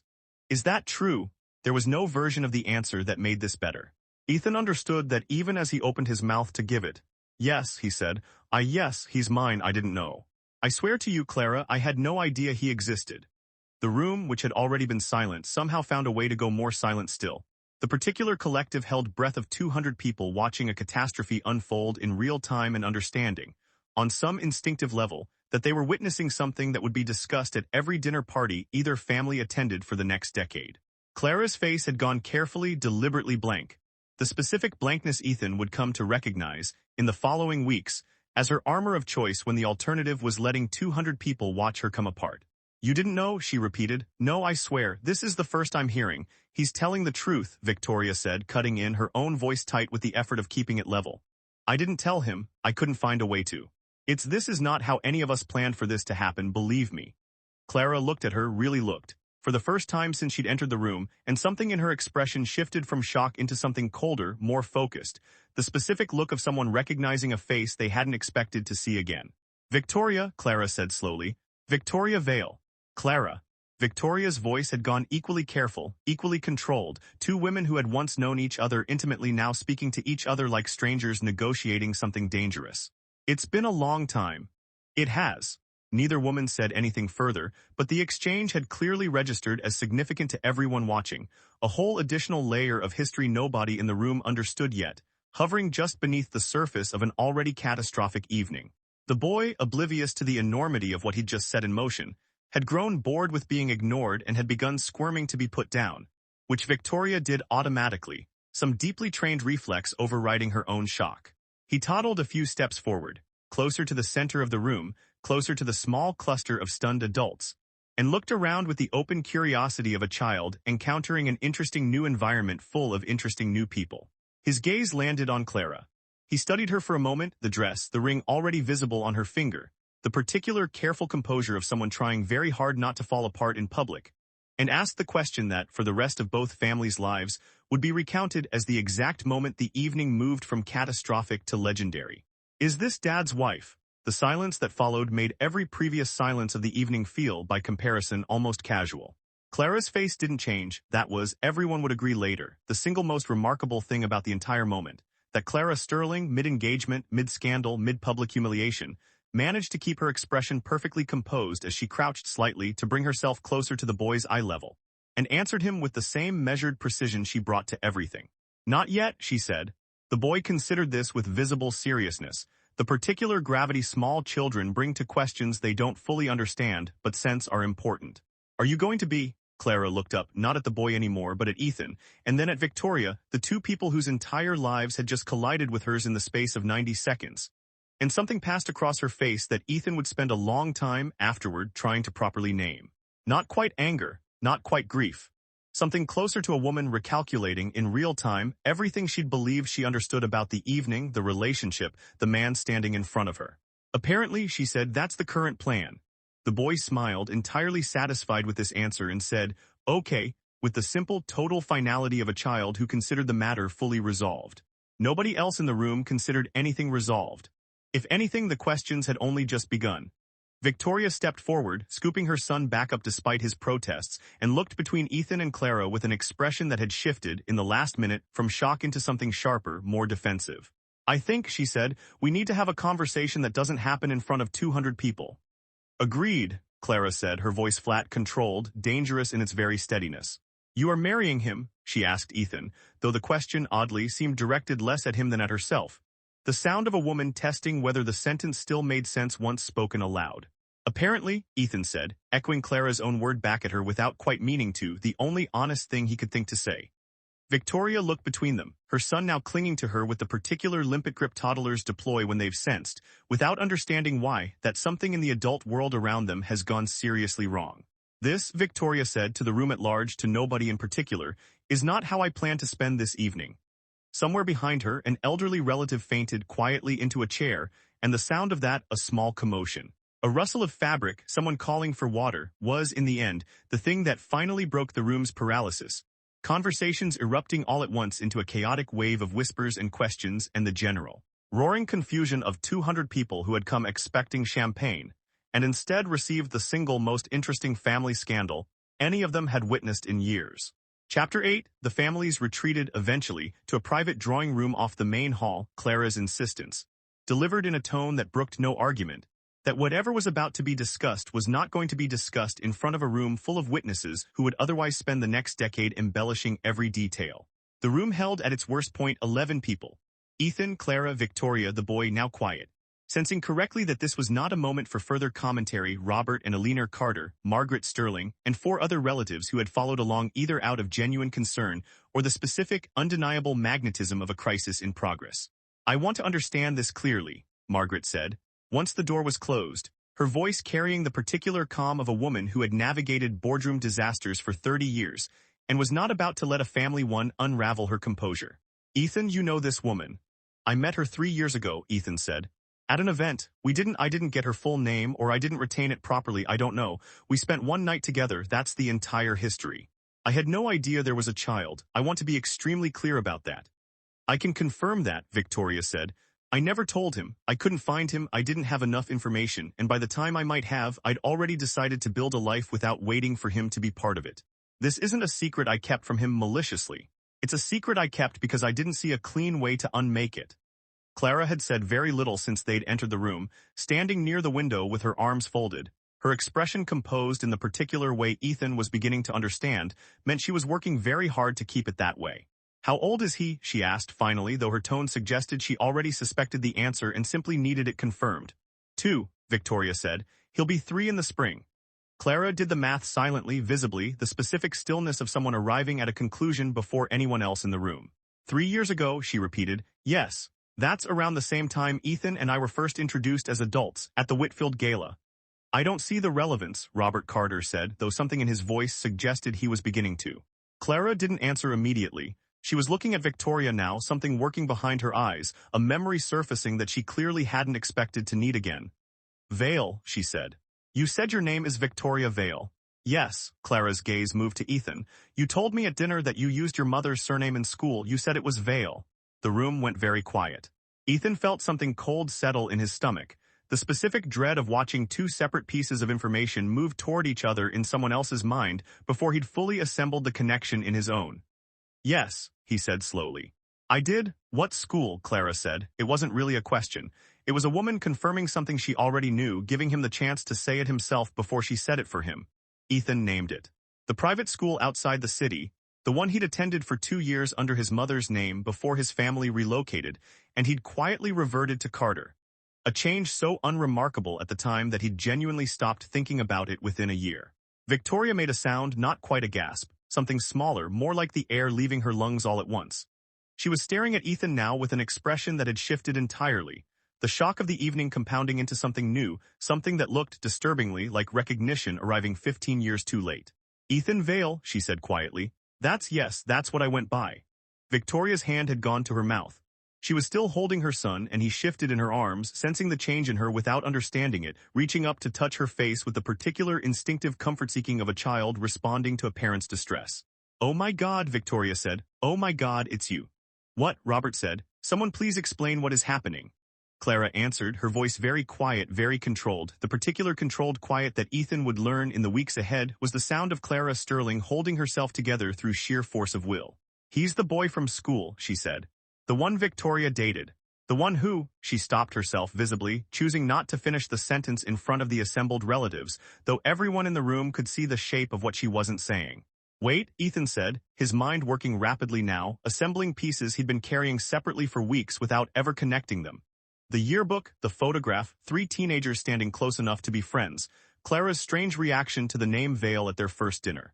Wait, you two knew each other. Clara and Victoria answered at exactly the same moment, in exactly the same flat, weary tone, the specific unison of 2 people who had once known each other well enough to finish each other's sentences and apparently still did, however unwillingly. Unfortunately, the single word landed in the room with a strange, almost comedic weight, out of place against the gravity of everything else that had just been revealed, and for a moment nobody quite knew how to respond to it. You dated Victoria, Clara said, turning fully to face Ethan now, her composure cracking at last, not into tears but into something sharper, more precise. A controlled fury that was, in its own way, more unsettling than shouting would have been. In high school, she stopped again. While you what? Ethan said, though something in him already suspected the answer, some piece of memory surfacing at last, a conversation about a book, an intensity in her 17-year-old eyes that had felt at the time like more than simple academic disagreement. Clara didn't answer. She looked instead at Victoria, 15 years of unspoken history compressed into a single loaded glance. You knew, Clara said, even then. You had to have known how I felt. I didn't, Victoria said, her voice cracking now too, the composure she'd maintained through the ballroom finally beginning to slip. Clara, I swear to you I had no idea. You told me you were fine with it. You said he's fine, do what you want. What was I supposed to? I shouldn't have had to spell it out for my best friend. We are not doing this again, Victoria said, and something in her voice had gone genuinely raw now, 15 years of buried grief surfacing all at once. We are not having the exact same fight we had in that parking lot 15 years ago, in front of both our families, over a boy who apparently doesn't even remember which one of us he actually knew better. I remember both of you, Ethan said weakly, aware even as he said it that this was not the moment for that particular clarification. Not helpful, Victoria and Clara said simultaneously again. And for just a moment, one strange, suspended moment in the middle of an unfolding catastrophe. Something like a shared, unwilling flicker of amusement passed between the 2 women, gone as quickly as it arrived, buried beneath everything else that still needed to be said. Eleanor Carter, who had been silent through most of the exchange, finally spoke, her voice quiet but carrying the particular weight of someone about to say something that would change the conversation entirely. Ethan, she said, you told me weeks ago that you found a photograph from school, 2 girls. Ethan looked at his mother, understanding arriving with the specific, sick clarity of a puzzle finally completing itself. It was them, he said, the photo. It was you too, neither Clara nor Victoria answered. They were looking at each other now, not at Ethan, something passing between them that had nothing to do with him at all of 15 years of a broken friendship. Suddenly, unexpectedly, standing in the same room again, forced to confront each other not as strangers or rivals, but as 2 women who had once, a very long time ago, loved each other the specific, fierce way only teenage best friends can. I need air, Clara said finally and turned and walked out of the room without waiting for anyone's permission, her composure held together by what looked, to everyone watching, like an increasingly narrow margin. Victoria didn't follow her. She stood instead holding her son, looking at the door Clara had just walked through, and said quietly to no one in particular, I really thought I was done being ambushed by my past tonight. The boy, sensing the tension without understanding its source, patted his mother's cheek gently and said, Mommy sad. A little bug, Victoria said, her voice softening entirely, the particular instant shift that happened whenever her son needed her, regardless of what else was happening around her. It's okay, we're okay. Ethan stood in the middle of the room, surrounded by both families, having just learned that the woman he was engaged to and the mother of his child had once been each other's closest friends, and that he apparently unknowingly, entirely without meaning to, was the reason that friendship had ended. He had no jokes ready. For possibly the first time in his adult life he had absolutely nothing clever to say. This, he said finally to the room at large, is a lot. Nobody disagreed. Chapter 9. Nobody left the estate that night in the end, though several people tried. Margaret Sterling intercepted an attempt by one particularly gossip-prone great-aunt to depart early. Informing her with the specific chill, she reserved for people testing her patience that everyone would be staying, until the family had a coherent understanding of what had actually happened, at which point coffee would be served, and the great-aunt could report back to whoever she intended to call the moment she got home with at least the basic facts correct. Clara returned from her walk outside roughly 20 minutes after she'd left, her composure visibly rebuilt, though anyone who'd spent enough time with her recently, which now included Ethan, uncomfortably, could see the effort it had taken. They reconvened in the same drawing room, smaller now, most of the extended relatives having been gently but firmly redirected elsewhere. It was Ethan, Clara, Victoria, the boy, and both sets of parents. A configuration that felt to Ethan less like a family gathering and more like a hostage negotiation where everyone involved was simultaneously the hostage and the negotiator. "I want the full story," Clara said, seated now, her hands folded in her lap with deliberate stillness. "All of it, no omissions. I would rather hear something unpleasant in full than something comfortable in pieces." Ethan told it, the party, the scotch, the conversation that had turned unexpectedly honest, the night that had followed, none of which he'd had any reason to think about again until 3 weeks ago. Victoria filled in the parts he couldn't, her voice steadier now than it had been in the ballroom, though her arms stayed wrapped protectively around her son the entire time. "I found out I was pregnant about 6 weeks later," she said. "I didn't have a way to reach him. I knew a first name and a surname that turned out to belong to about 400 different families in 3 different countries, because apparently Carter is not a helpful search term. I made a decision at the time that felt like the only reasonable one available. I would raise him myself, and if the universe ever decided the father needed to know, it would find a way to make that happen." "The universe," Robert Carter said, "chose an engagement ceremony. Bold choice." "The universe has a flair for drama, apparently," Victoria said, and there was something in her voice, exhausted but genuinely, unexpectedly amused, that suggested she was beginning to process the sheer absurdity of the situation alongside its gravity. Clara had been quiet through most of this, listening with the particular focus she brought to every conversation that mattered, and when she finally spoke, her question surprised everyone in the room, including, visibly, herself. "Did you love him?" she asked Victoria. "That night, not as a permanent thing. I mean, did it feel like something, or was it?" "It felt like something," Victoria said quietly. "I want to be honest with you, since apparently we're doing honesty tonight. It wasn't nothing. I've thought about that night more than I probably should have, for someone who told herself she'd never see him again." Clara absorbed this with a small nod, and Ethan watched something complicated move across her face, not quite jealousy, not quite acceptance, some third thing he didn't yet have a name for. The boy, who had been unusually quiet through the adult conversation, apparently having reached the limit of his patience for sitting still, wriggled out of Victoria's lap and toddled the short distance across the room to where Clara sat. He studied her for a moment with the same open seriousness he'd shown in the ballroom, then reached up and patted her knee, the universal toddler gesture for "I would like your attention now." "Are you Daddy's wife?" he asked again, apparently unsatisfied with the earlier answer or simply testing whether it had changed. "No," Clara said gently, "not yet." "Are you going to be?" Clara glanced at Ethan, a long look weighing something, and Ethan found himself holding his breath, entirely unprepared for how much the answer to this small question asked by a toddler seemed to matter in that moment. "Apparently that's the current plan," Clara said again, echoing her own answer from the ballroom, though this time her voice carried something steadier, more deliberate, less shock and more decision. The boy nodded, satisfied, and said, "Okay," with the same total finality as before. Then, after a pause during which the entire room seemed to collectively hope the conversation was finished, he added with the pleased tone of a child who had just worked out something clever, "Then I have 2 homes." The room went very still. "Bugs," Victoria said carefully, "what do you mean?" "Home with Mommy," the boy said, counting on his fingers with the exaggerated concentration of someone performing complicated arithmetic. "And home with Daddy, and Clara's there too." "2 homes?" "That's not exactly how it works, sweetheart," Victoria began, though her voice had gone slightly unsteady, and Ethan could see her searching for a way to explain something to a 2-year-old that the adults in the room hadn't remotely figured out for themselves yet. "Why not?" the boy asked, with the genuine, unanswerable logic of a child who saw no reason his simple math should be wrong. Nobody had an answer ready. Ethan looked at Clara. Clara looked at Victoria. Victoria looked at her son, and then, helplessly, at the 2 adults who had, in the space of one catastrophic evening, become permanently and inextricably tangled into the architecture of her family, whether any of them had planned for that or not. "That's a very good question," Clara said finally, carefully, "and I think the grown-ups need a little more time to figure out the answer." The boy accepted this with the easy patience of someone confident the adults would eventually catch up to what he'd already worked out, and climbed, without asking anyone's permission, into Clara's lap, settling there with the total unself-conscious trust of a child who had decided, on his own terms, that this was a safe place to be. Clara went rigid for a moment. Ethan watched it happen, the specific shock of a woman who had built her entire adult identity around control, encountering something as fundamentally uncontrollable as a toddler's affection. And then slowly something in her softened, and she settled one careful hand against the boy's back, the gesture of someone who had never done this before and was doing it anyway. Victoria watched this happen with an expression Ethan couldn't fully read, something protective, something wary, and underneath both of those, something that looked almost like relief.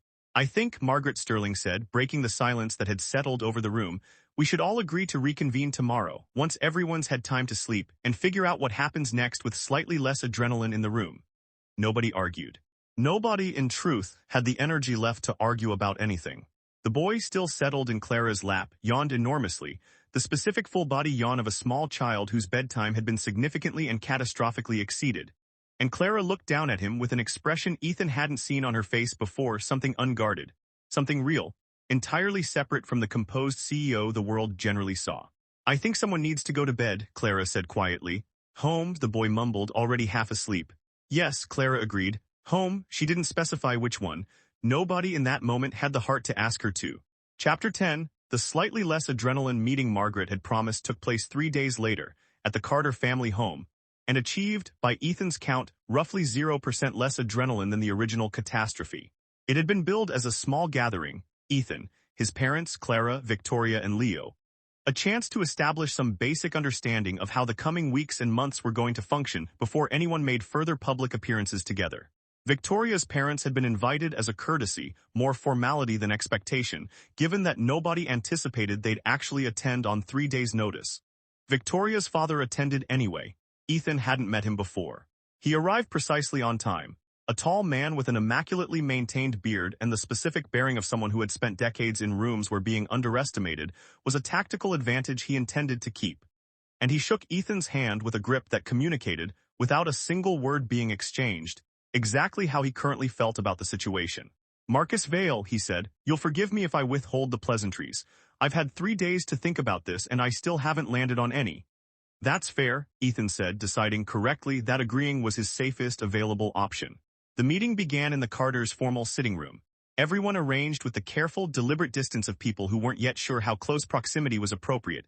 Ethan and Clara on one sofa, Victoria and her father on another, Robert and Alina Carter in armchairs positioned, Ethan suspected, specifically to allow them a clear view of the entire room. Leo, deposited on the floor with a small box of toys someone had thoughtfully provided, occupied himself for approximately 4 minutes before losing interest entirely, and turning his attention instead to the far more interesting project of the adults around him. "I'd like to establish some ground rules," Robert Carter began, in the specific tone he used for business meetings, the one that assumed structure could contain almost anything given sufficient will. "Going forward, I think it's important that—" "Why is Daddy marrying Clara?" Leo asked from the floor, apparently having decided the meeting's actual agenda was more interesting than whatever Robert had planned. The room paused. Victoria crouched slightly toward her son. "Bug, the grown-ups are talking." "But why?" "Because they like each other," Victoria said, in the specific careful tone of someone trying to give a true answer simple enough for a toddler and complicated enough to survive scrutiny from everyone else in the room. "That's usually why people get married." "Do you like Daddy?" The room went very still. Victoria's face had gone slightly pink. "That's not really the question. Why is Mommy mad at Clara?" Leo continued, apparently on a roll now, moving through his catalog of accumulated observations with the relentless efficiency of a small prosecutor building a case. "I'm not mad at Clara," Victoria said, glancing at Clara with an expression that suggested this was, at minimum, a significant oversimplification. "You were mad at her at the party. You had your mad voice. I did not have a mad voice." "You did," Clara said mildly from across the room, the faintest suggestion of amusement in her tone despite everything. "Not helping," Victoria muttered. Leo, undeterred, climbed to his feet and toddled over to where Clara sat, apparently having decided she was a reliable source of answers, given her performance at the earlier gathering. "Why do you know Daddy from before?" "That's a complicated story," Clara said carefully. "Is it a sad story?" "A little bit sad, a little bit complicated. Mostly it's an old story from a long time ago before you were born." Leo considered this with visible seriousness, then asked the question that made every adult in the room simultaneously go rigid. "Why did Mommy and you stop being friends?" Nobody answered immediately. Ethan watched Clara's composure falter just slightly, just enough to be visible to someone paying close attention, and watched Victoria's hand tighten on the arm of the sofa. "Because of a misunderstanding," Clara said finally, choosing each word with visible care. "A long time ago, grown-ups make mistakes too sometimes, even smart ones." "Did Daddy make you fight?" "Not on purpose," Victoria said quickly before Clara could answer. "Nobody meant for it to happen. It's a very old story, and it's not really something a 2-year-old needs to carry around, so how about we?" "I'm almost 3, Leo said, with the wounded dignity of someone whose maturity had just been catastrophically underestimated. You're right, my mistake. Very sophisticated, almost 3-year-old, still not something you need to carry around. Marcus Vale, who had been watching this entire exchange with an expression of increasing, unreadable intensity, finally spoke, his voice carrying an odd note that made everyone turn toward him. You, he said, looking directly at Alina Carter, who had been sitting quietly through most of the meeting, her expression composed but watchful. I know you. Alina's expression shifted, surprise, quickly controlled, replaced by something more careful. Marcus, she said slowly, it's been a long time. You two know each other, Robert asked, his own composure faltering for the first time that evening. We were acquainted, Marcus said, a very long time ago. Before either of us was married to anyone. The room's temperature seemed to drop several degrees, the specific chill of a conversation about to move somewhere nobody had prepared for. Acquainted how? Robert said, his tone carefully even, though something underneath it suggested he already suspected the answer wasn't going to be simple. Marcus looked at Alina for a long moment, something old and complicated moving behind his eyes before he answered. I was in love with her, he said simply. Before you were, I intended to marry her actually. I had the ring picked out. And then you showed up with your family's name and your father's business and your considerable charm, which I will begrudgingly admit you possessed even then, and she chose you instead. The room had gone entirely silent, every adult present now watching this new, unexpected collision of history unfold with the specific fascination of people watching a car accident they were powerless to prevent. Oh no, Alina said quietly, closing her eyes briefly. The specific expression of a woman realizing, in real time, exactly how much more complicated this evening was about to become. Chapter 11. The story came out slowly, over the next hour, in the specific halting way old stories tend to emerge when the people involved haven't discussed them in decades, and are doing so now only because circumstances have left them no graceful alternative. Marcus Vale and Alina Carter, Alina Whitmore then before either marriage, had known each other in their 20s, moving in the same social circles, attending the same events, part of the same wide, overlapping network of families whose combined wealth had shaped the city's institutions for generations. Marcus had courted her seriously, by his own account, for the better part of a year. He'd been, by his own admission, fairly confident the relationship was heading toward a proposal. And then Robert appeared, Marcus said, with the particular theatrical bitterness of a man who had clearly told this story to himself many times over the decades, refining it each time into something closer to legend than memory. At a benefit dinner, if I recall correctly, and proceeded to spend the entire evening being charming in that specific way you have, Robert, where it's somehow simultaneously effortless and completely calculated. It was not calculated, Robert said. I simply found her interesting. You found her available, which was a temporary condition I had every intention of correcting. She wasn't a property listing, Marcus. I'm aware of that, I'm being dramatic. It's been 30 years, allow me some latitude. Alina, who had been listening to this exchange with an expression that suggested she was somewhere between amused and mortified, finally spoke. For what it's worth, Marcus, you were lovely. Genuinely, I want that on the record. It wasn't a difficult decision because you lacked anything. It was a difficult decision because I liked you both. And yet I chose Robert. Yes, she glanced at her husband, something warm and long-settled passing between them. I don't regret it. I want to be honest, since we're apparently doing radical honesty this evening. I don't regret it at all. Marcus placed a hand over his chest with exaggerated, wounded dignity. You could soften that for an old man's ego. I could. I've never been very good at softening things. You'll remember that about me if you remember anything. I remember everything, Marcus said, quieter now, some genuine feeling breaking through the theater of the last several minutes. That's rather the problem, isn't it? I remember all of it. And now, 30 years later, I find myself sitting in your living room because your son has somehow fathered a child with my daughter, and I don't know whether to laugh or leave. Please laugh, Robert said. The alternative involves significantly more paperwork. Something in the room's tension broke, finally, a genuine laugh, first from Victoria, then Alina, then even Marcus himself, the particular release that happens when accumulated absurdity finally exceeds the human capacity to keep taking it seriously. This family, Marcus said, once he'd recovered, gesturing broadly at Robert and Alina and by extension Ethan, has been stealing my women for 2 generations. I want that formally noted somewhere.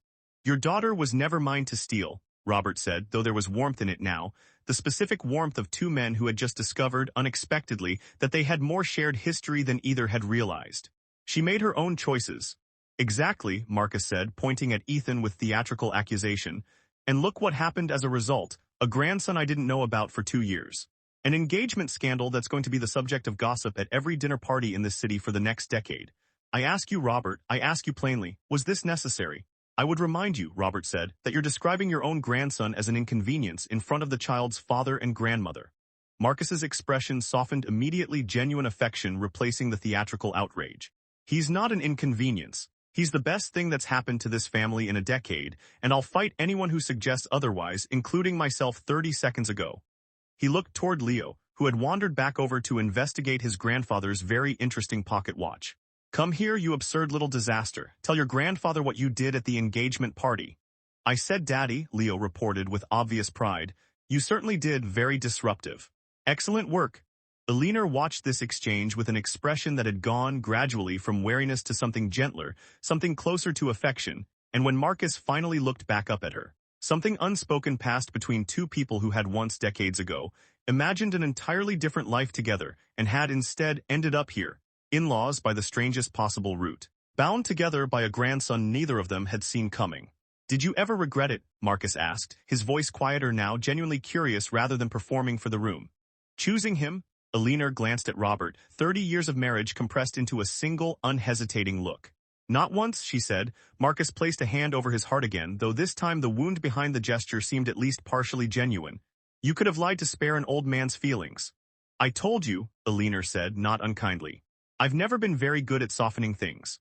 Robert reached over and squeezed his wife's hand, a small, private gesture that Ethan, watching from across the room, still trying to process the sheer volume of history that had just unfolded in front of him, found unexpectedly moving. 30 years of a marriage that had clearly weathered plenty and was still visibly solid. He glanced at Clara, wondering, with a sudden and unfamiliar ache, whether they'd ever get the chance to build something that looked anything like that 30 years down the line, still choosing each other, still meaning it. Clara caught him looking and something passed between them, uncertain, still raw from everything the last 3 days had unearthed but not unkind, not closed off entirely. It was, Ethan thought, a start. Chapter 12, the formal meeting, the one everyone had actually intended to have, before Marcus Vale's revelation had derailed it for the better part of 2 hours, reconvened the following week with a slightly larger cast.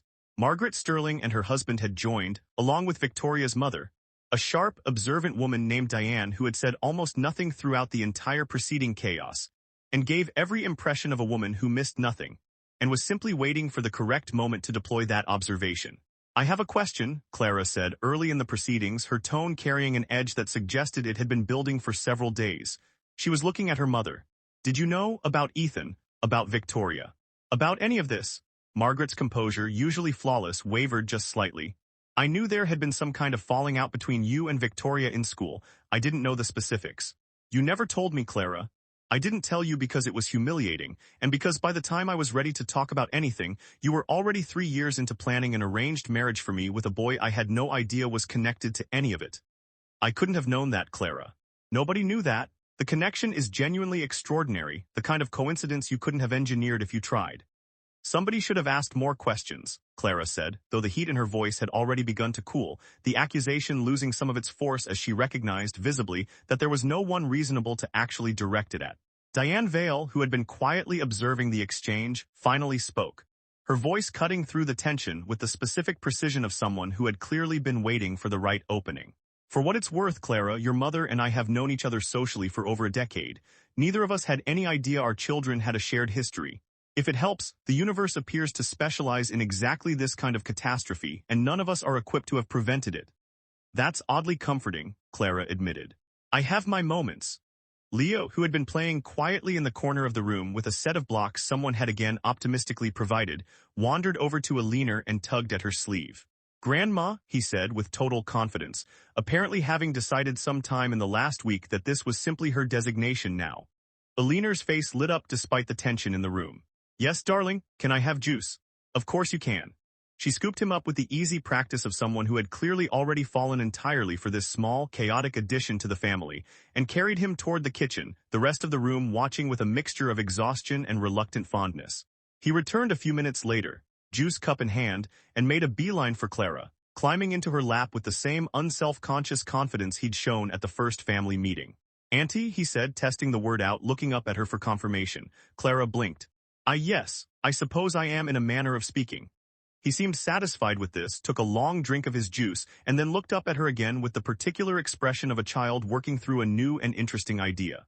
"Will you be grandma too?" Clara made a sound that was somewhere between a laugh and a cough, nearly spilling the tea she'd been holding. "I know, sweetheart, I think grandma is already taken. I'll just be auntie, or we'll figure out what I am eventually." "Okay," he said, entirely unbothered, already moving on to the more pressing question of whether there were any snacks available. Ethan, watching from across the room, leaned toward Victoria, who was seated beside him, and murmured, "Please tell me he stops doing this eventually." "He gets worse when he's comfortable," Victoria murmured back, not quite suppressing a smile. "He's decided this room is safe. Congratulations, you're all fair game now." As if summoned by the observation, Leo looked up from his juice, surveyed the room with the satisfaction of a small king surveying his court, and announced to no one in particular but at a volume that ensured everyone heard it, "Daddy, you're marrying Auntie." Ethan closed his eyes. "Yes, Bug. That's the plan, and Mommy's my mommy." "Yes, so we're all one family." The room went quiet again, not with shock this time, but with something gentler, more contemplative, the particular quiet of a room full of adults recognizing simultaneously that a 2-year-old had just articulated, with more clarity than any of them had managed in 3 days, the actual shape of what they were all cautiously, uncertainly building. "Something like that," Clara said softly, and there was something in her voice, warmth maybe, or the first fragile edges of hope, that made Ethan look at her across the room and think, for the first time since the engagement had collapsed into chaos, that perhaps this wasn't purely a disaster. Perhaps against every reasonable expectation, it was becoming something else entirely. Chapter 13. The general assumption in the days following the engagement catastrophe was that the engagement itself was dead, an assumption held not maliciously but reasonably by nearly everyone in both families, given the scale of what had come apart in that ballroom. Clara let the assumption stand for exactly 4 days before correcting it, in a conversation with her mother that Ethan only heard about secondhand. And then, several hours later, in a conversation with Ethan directly that he would remember for the rest of his life as one of the strangest and most clarifying half-hours he'd ever spent with another person. She arrived at his apartment unannounced, which was itself unusual enough that Ethan knew, opening the door, that whatever she'd come to say had required more privacy than a phone call could offer. "I'm not calling it off," she said, before he'd even fully opened the door, no preamble, the particular directness she deployed when she'd clearly spent significant time deciding exactly what she wanted to say and saw no reason to delay saying it. "Okay," Ethan said carefully, stepping back to let her in. "Can I ask why? Not because I'm arguing, because I want to understand." Clara moved past him into the apartment, arms folded, and took a moment before answering, the particular pause of someone organizing a genuinely complicated answer into something coherent. "Because the circumstances are absurd," she said finally. "But my feelings for you didn't stop being real just because your past turned out to be more complicated than either of us realized. I've spent the last 4 days furious at you, a little, though I understand it's not remotely your fault. At Victoria more than I'd like to admit, though I'm working through that. At the universe mostly for its truly Baroque sense of humor. But underneath all of that I keep arriving at the same fact. I like you, genuinely, not as a resolved arrangement, not as an obligation. I like the way you think, and the way you make me laugh when I've spent an entire decade cultivating a reputation for being unamusable, and I'm not willing to let a shock, however enormous, erase that." Ethan sat down slowly, processing this. "You're not Clara, there's a child now. A whole other person with a whole other mother who's going to be a permanent part of my life regardless of what happens between us. That's not a small complication. I need you to be sure you understand what you're actually agreeing to." "I understand it perfectly," Clara said. "I'm not agreeing to pretend he doesn't exist, or that Victoria doesn't exist, or that any of this is simple. I'm agreeing to figure it out. There's a difference. And if it turns out to be too much, if jealousy or history or just the sheer logistical chaos of it becomes something you can't actually live with, then I'll tell you," Clara said simply. "I'm not going to pretend to be fine with something I'm not fine with. I did that once, a long time ago, and it cost me a friendship I still haven't fully recovered from. I don't intend to make that mistake twice." Something in Ethan's chest loosened, a tension he hadn't fully registered he was carrying until it began to release. "Okay," he said, then okay. We're doing this, Clara confirmed. Cautiously, honestly, with significantly more communication than either of our families apparently modeled for us growing up. But yes, Victoria's position when Ethan raised the subject with her 2 days later was more complicated, though no less firm. "I'm not going anywhere," she said, sitting across from him in her kitchen while Leo napped in the next room, her voice steady but carrying an edge of something he recognized uncomfortably as fear held carefully in check. "I want to be extremely clear about that. Whatever happens with you and Clara, I am his mother and you are his father, and that's not negotiable regardless of any wedding. I would never ask you to step back, Ethan said. I want to be clear about that too. I missed 2 years of his life I can't get back, and I'm not interested in missing any more of it. Good. Because I've raised him alone for 2 years, and I've gotten very good at protecting him, and I will not hesitate to be difficult if I feel like his interests are being deprioritized because it's inconvenient for your engagement.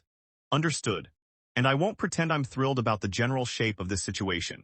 Watching you build a life with Clara while I figure out how to co-parent from the sidelines isn't exactly the future I imagined, back when I decided to raise him alone. But I'm not going to make this harder than it needs to be out of pride either. He deserves better than that from both of us. Ethan studied her for a long moment. For what it's worth, he said, you're not on the sidelines. I don't want you to be. I don't fully know what the right structure for all of this looks like, none of us do.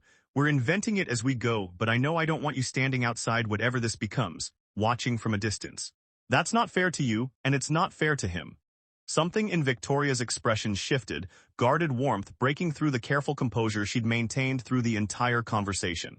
That's a nicer answer than I expected. I contain multitudes, apparently, Clara's words not mine, but I've decided to borrow them. Victoria almost smiled at that, the first genuine, unguarded expression Ethan had seen from her since the engagement had detonated. We're going to figure this out, she said, one way or another, God help us all, but we are. By the following week, an unusual new rhythm had begun establishing itself. Ethan and Clara continued their relationship, now conducted with considerably more transparency and considerably less privacy than either had originally anticipated. Ethan and Victoria began the careful, deliberate work of learning to co-parent, schedules, decisions. The thousand small negotiations that came with two adults building a shared responsibility around a small, opinionated third party neither had planned for. And Leo, delighted by the sudden abundance of adults orbiting his existence, adapted to the new arrangement with the effortless flexibility of a toddler who had not yet learned that any of it was supposed to be complicated. He announced the situation, with characteristic bluntness, to a family friend who'd stopped by Victoria's apartment for coffee one afternoon, apparently having synthesized the entire arrangement into a single, devastatingly accurate sentence. Daddy has 2 girlfriends, he informed her proudly, in the specific carrying voice small children reserve for their most important announcements. The family friend nearly choked on her coffee. From the next room, where they'd been discussing scheduling with Ethan over the phone, both Clara and Victoria, who happened to be present simultaneously for the first time since the family meetings, a coincidence of timing neither had planned, heard the announcement with perfect clarity. There was a beat of silence. He's not wrong, Victoria said finally into the phone, her voice caught somewhere between horror and helpless laughter. He's really not, Clara agreed, from where she stood near the kitchen doorway. And for a moment, unexpectedly, the two women caught each other's eye and something passed between them that wasn't quite friendship yet, but was no longer entirely hostility either. The shared, absurd recognition of two people trapped in the same impossible situation, finding, despite everything, a small flicker of common ground. Ethan, still on the phone, heard both women's reactions and closed his eyes. I'm going to need a minute, he said, to no one in particular, and neither woman disagreed. Chapter 14. The idea, when Alina Carter first proposed it, had seemed reasonable enough.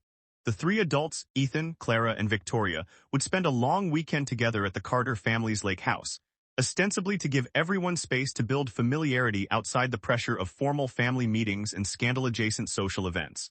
It'll be good for all of you, Alina had said, with the particular confidence of a mother who had clearly not fully thought through the practical implications of her own suggestion. No audience, no agenda. Just the 3 of you and Leo, learning to exist in the same space without an entire family watching. In practice, the weekend achieved exactly the opposite of relaxed familiarity. It began innocuously enough, Friday evening, a quiet dinner, everyone determinedly polite in the specific way of people working very hard to demonstrate maturity they weren't entirely certain they possessed. But by Saturday morning, a strange and entirely unspoken competition had begun asserting itself, one that none of the 3 adults involved would have admitted to if directly confronted, and that all 3 were nonetheless unmistakably participating in. It started with breakfast. He likes his eggs scrambled soft, Victoria said, watching Clara prepare breakfast with the specific critical attention of someone who had clearly decided this was a competency test. Not too dry. He'll eat them dry, but he won't enjoy them. I know how Ethan likes his eggs, Clara said, not looking up from the pan. I'm just saying it's a common mistake. It's genuinely not a mistake I'm making, Victoria. Ethan, seated at the kitchen table, watched this exchange with the specific, growing dread of a man realizing he had somehow become the subject of a contest he hadn't agreed to enter. It continued through the day. A hike, during which both women managed, without any obvious coordination, to reference specific memories and inside jokes they shared with Ethan with what felt, to him, like carefully calibrated frequency. A conversation about music, during which Victoria mentioned, with studied casualness, a song Ethan had once told her was his favorite, prompting Clara to counter 30 seconds later.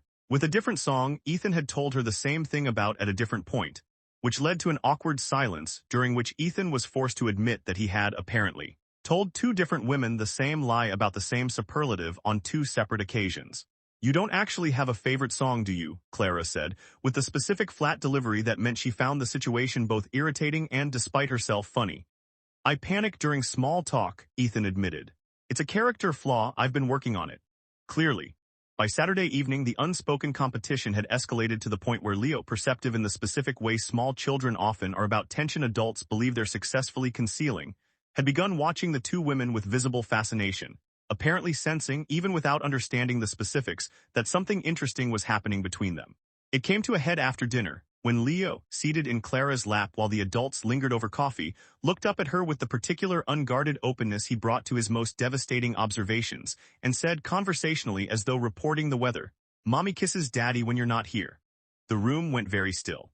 Clara's expression didn't change immediately. The particular controlled stillness Ethan had come to recognize as the visible tip of a much larger internal reaction. But her hand, resting on Leo's back, went briefly rigid. "Does she?" Clara said, her voice carefully, dangerously even. "When?" Ethan asked, turning to Victoria with an expression of genuine alarm. "Victoria, when has this?" "He's two," Victoria said, her own composure cracking under the weight of two simultaneous stares. "His timeline is not reliable. I don't know what he's referring to." "I saw it," Leo insisted, with the wounded dignity of a witness whose testimony was being unfairly questioned. "You kissed Daddy's cheek, at the birthday thing. Auntie wasn't there." Victoria's face had gone a shade of red Ethan hadn't previously seen on her. That was a hello kiss, on the cheek, at my cousin's birthday party. It was entirely platonic, and it lasted approximately 1 second, and I genuinely cannot believe this is the detail he retained from that entire afternoon." Clara turned toward Victoria with a slowness that felt, to everyone watching, considerably more dangerous than if she'd simply raised her voice. "Would you like to explain that?" "There's nothing to explain, Clara. It was a greeting, the kind of thing you'd do with an old friend." "Ethan is not an old friend. Ethan is my fiancé, and the father of your child, which is a category that requires, I would think, somewhat more careful boundaries than a casual cheek kiss might suggest you're currently maintaining." "Clara, I'm not accusing you of anything," Clara said, though her tone suggested the accusation was very much present regardless of her disclaimer.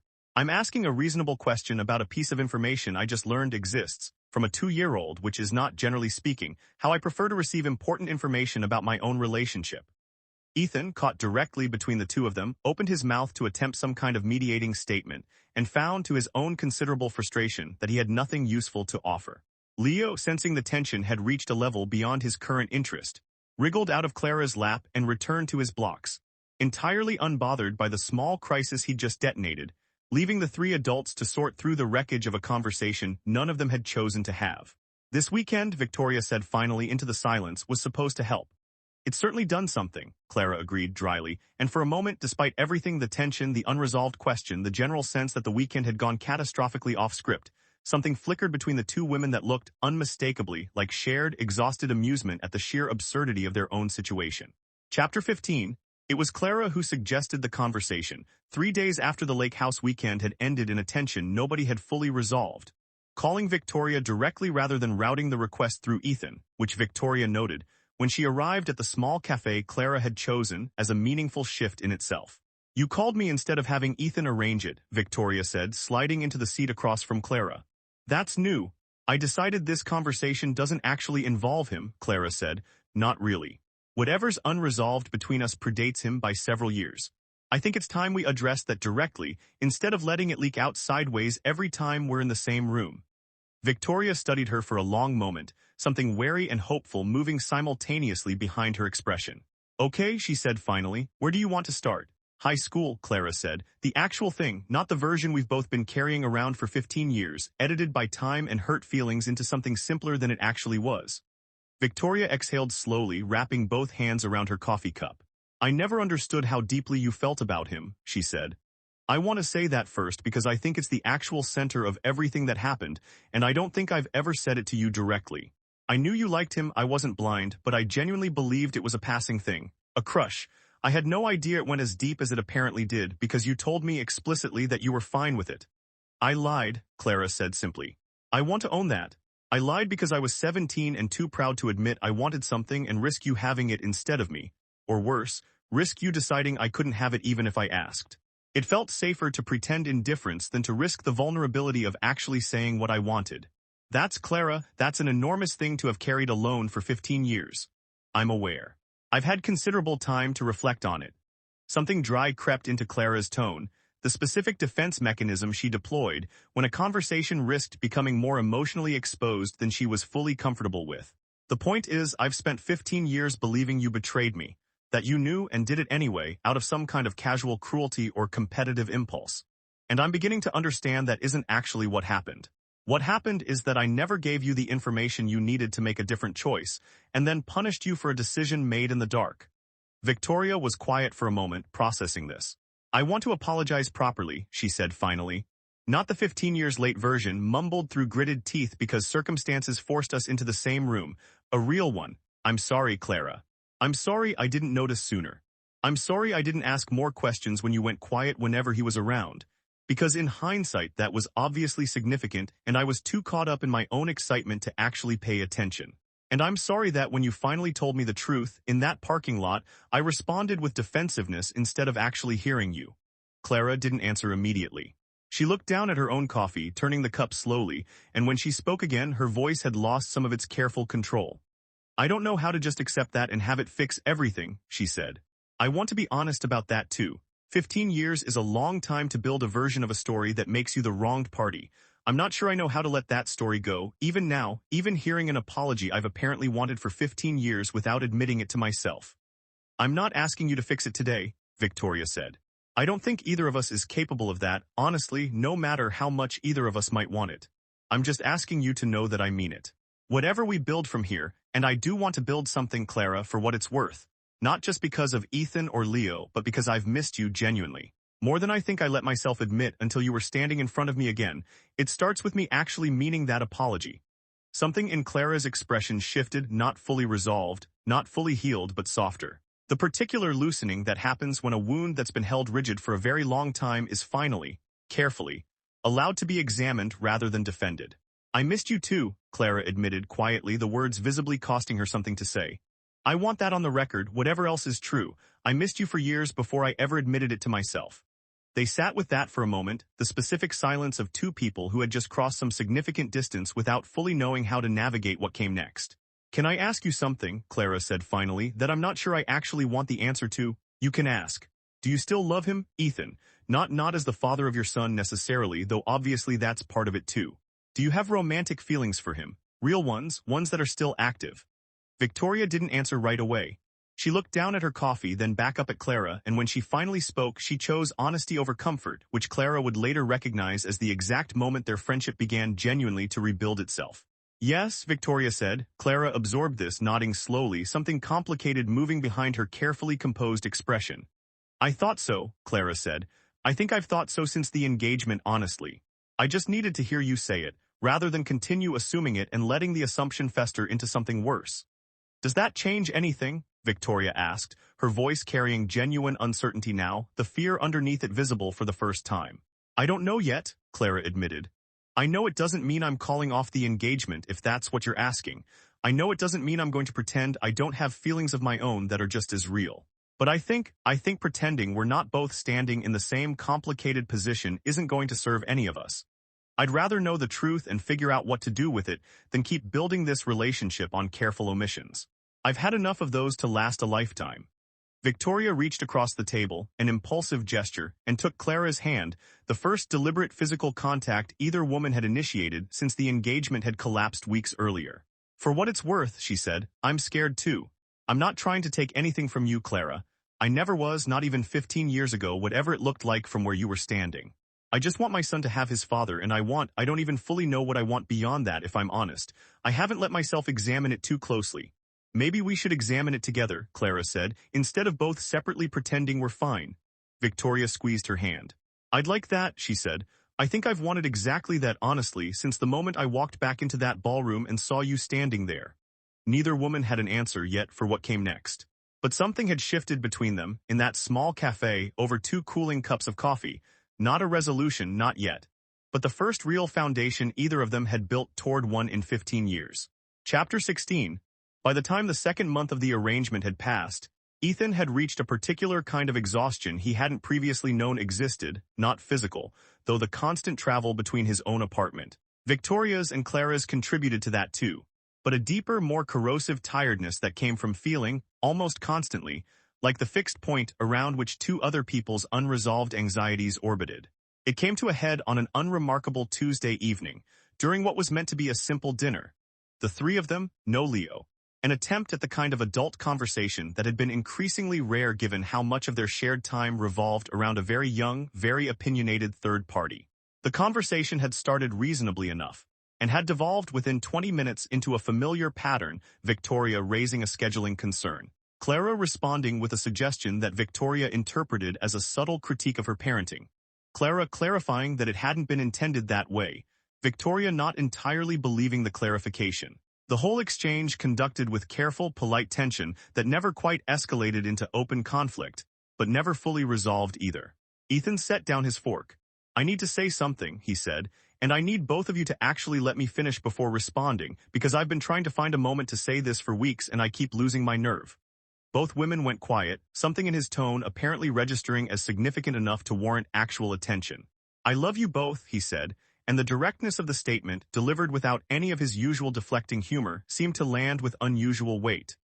I want to say that clearly because I don't think I've said it plainly enough to either of you in the middle of all the chaos of the last 2 months. I love you, Clara, genuinely, not as an obligation I've talked myself into. And I love you, Victoria, in a way that's different but no less real, and that's been true, I think, since long before I understood what it was. He paused, gathering himself, aware that what he was about to say was the harder part. But I need to tell you both something else, and I need you to actually hear it, because I don't think either of you has fully considered it. I am not a prize. I'm not something the 2 of you are competing for, and I won't be treated like one, however unintentionally that's happening. Every time I sit down to a meal with both of you, I feel like I'm being quietly evaluated. Who knows my coffee order, who remembers my favorite song, who gets the bigger reaction when they make me laugh. I understand where it comes from. I'm not angry about it. But I need it to stop, because I refuse to spend the rest of my life being the battlefield the 2 of you fight your unresolved history on. The silence that followed was long and uncomfortable, and neither woman seemed immediately prepared to break it. That's fair, Victoria said finally, her voice quieter than usual, something chastened in it. I don't think I fully realized I was doing that until you said it out loud. But you're right, I have been. I think some part of me has been scared this whole time that you're going to wake up one day and realize Clara is the easier choice, more compatible, less complicated, without a whole child and co-parenting arrangement attached. And I've been unconsciously trying to prove I'm worth choosing too. Which isn't fair to you, you're not a contest to be won. Clara was quiet for longer, working through something visibly more difficult to articulate. I think my version of that fear is different, she said finally. I'm not scared you'll choose Victoria over me because she's simpler. I'm scared that I will always, on some level, be the woman who came after. The one you're building a life with while your heart already has 15 years of history invested somewhere else. I've spent this entire process trying to prove I'm not just consolation or convenience, or the arrangement that happened to work out.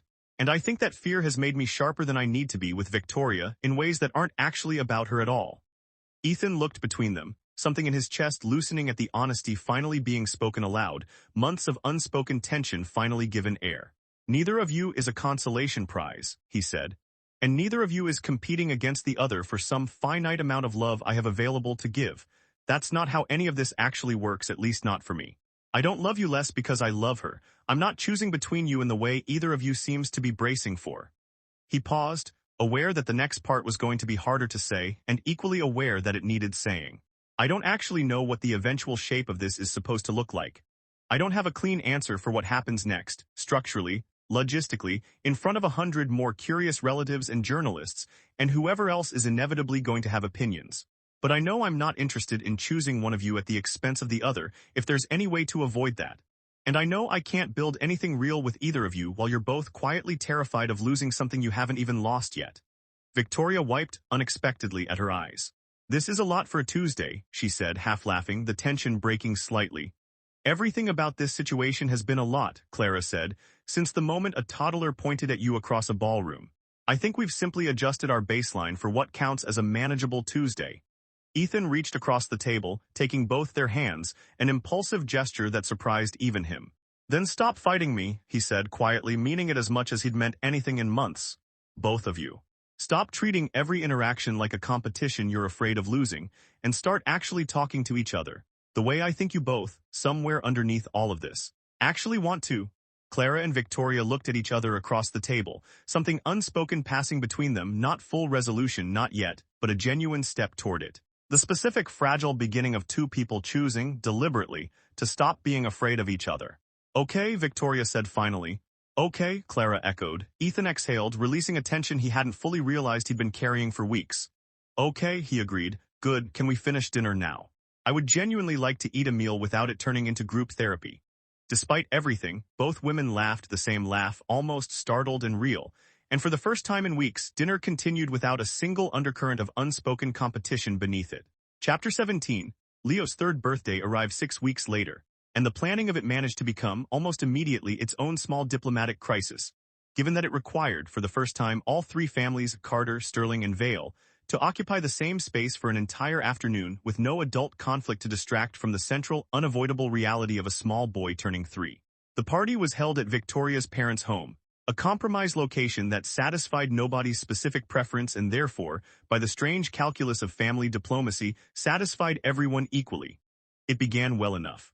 Leo, resplendent in a small dinosaur costume he'd insisted on wearing despite the summer heat, held court over an assortment of relatives' presents and a cake shaped, at his specific request, like an excavator. The trouble began, predictably, with a question. Why doesn't Daddy live here? Leo asked Victoria mid-party, apparently having noticed, in the middle of unwrapping a present, that the general logistics of his life remained unresolved despite everyone's best efforts to keep the adult complications away from his birthday celebration. Daddy has his own place, Bug, and so do we. That's just how it works right now.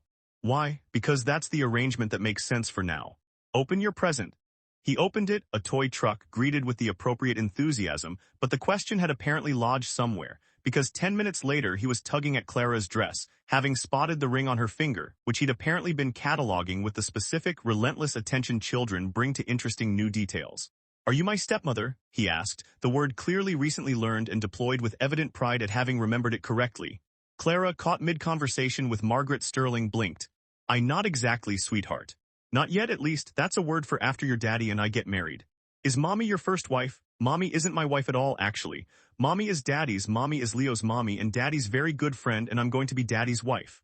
Leo processed this with visible effort, his small face scrunched in concentration. So you're the second wife.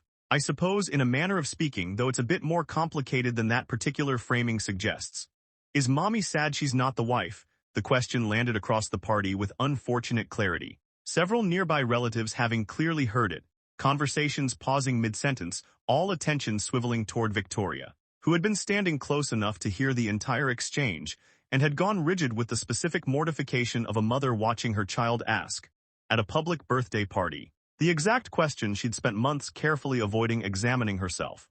I'm not sad, Bug, Victoria said quickly, her voice carrying a brightness that didn't entirely mask the strain underneath it. It's just a different kind of family than some other families.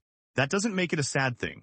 Okay, Leo said, apparently satisfied, and returned his attention to his cake, entirely unaware of the small crater of tension he'd just left in his wake, while every adult present studiously avoided looking directly at either Victoria or Clara for several long, uncomfortable minutes. It happened twice more before the cake was cut. Once when he asked, in front of both grandfathers, why Grandpa Marcus and Grandpa Robert didn't like each other before. A question that produced an extended and only partially successful explanation involving 30-year-old romantic history that neither man was fully prepared to summarize for a 3-year-old. And once when he asked Clara, apropos of nothing, whether she and his mother used to be friends before they stopped. A question that produced a longer silence than the occasion strictly warranted, both women exchanging a look that suggested the answer was more complicated than the party's cheerful atmosphere could comfortably accommodate. But it was the final moment of the party. The candles, the singing, the assembled families gathered around a small boy in a dinosaur costume. All differences and complications and unresolved histories momentarily set aside in favor of the simple, universal ritual of a birthday wish that landed hardest. Leo closed his eyes with the exaggerated concentration of a child taking a wish very seriously. And after a long pause, during which the entire gathered family waited with genuine curiosity, he opened his eyes, took a deep breath and blew out the candles. "What did you wish for, sweetheart?" Eleanor asked, crouching beside him. Leo, apparently having decided that birthday wishes, unlike most secrets, were meant to be shared, answered without hesitation, his small voice carrying clearly across the now quiet gathering. "I want Daddy, Mommy, and Auntie to live together."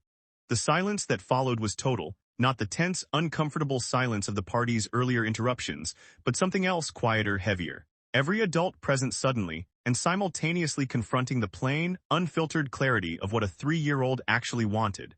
Stripped of all the careful adult negotiations and boundaries and fears that had shaped the last 2 months.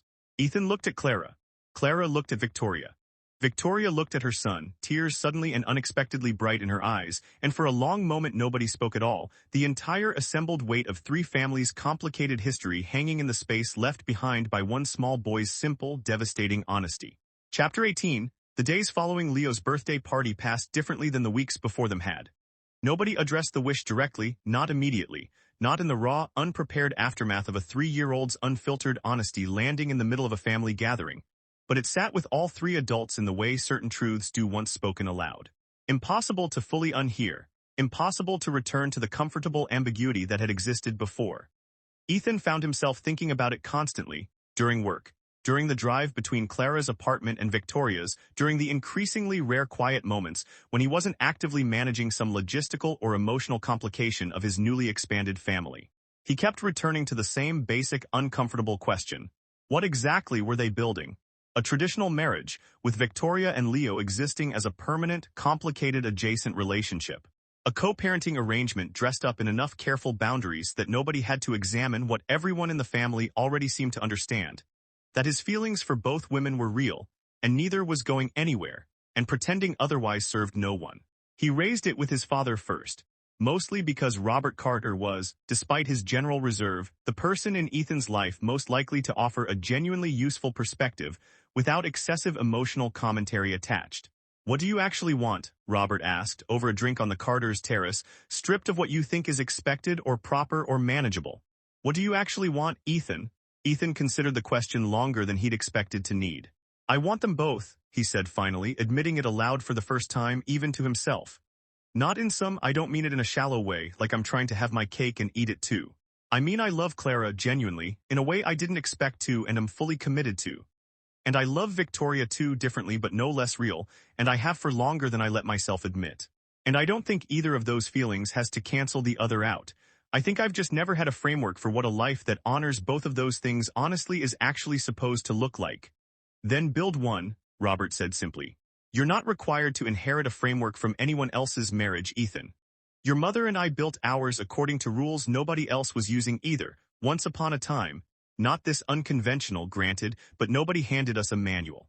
You'll have critics, you'll have relatives who never quite approve, but you get exactly one life and I'd rather you spend it honestly, however unconventional that honesty turns out to look, than spend it performing a version of normal that leaves you quietly miserable for the next 40 years. Ethan turned that over for a long moment. "Do you think Clara would even consider it, or Victoria?" "I think," Robert said, "you'll never know until you actually ask them, directly, not hint at it, not circle around it hoping one of them raises it first. Ask." He asked them together, 3 days later in Clara's apartment, both women present, Leo asleep at Victoria's mother's for the night, giving them the rare luxury of an uninterrupted evening.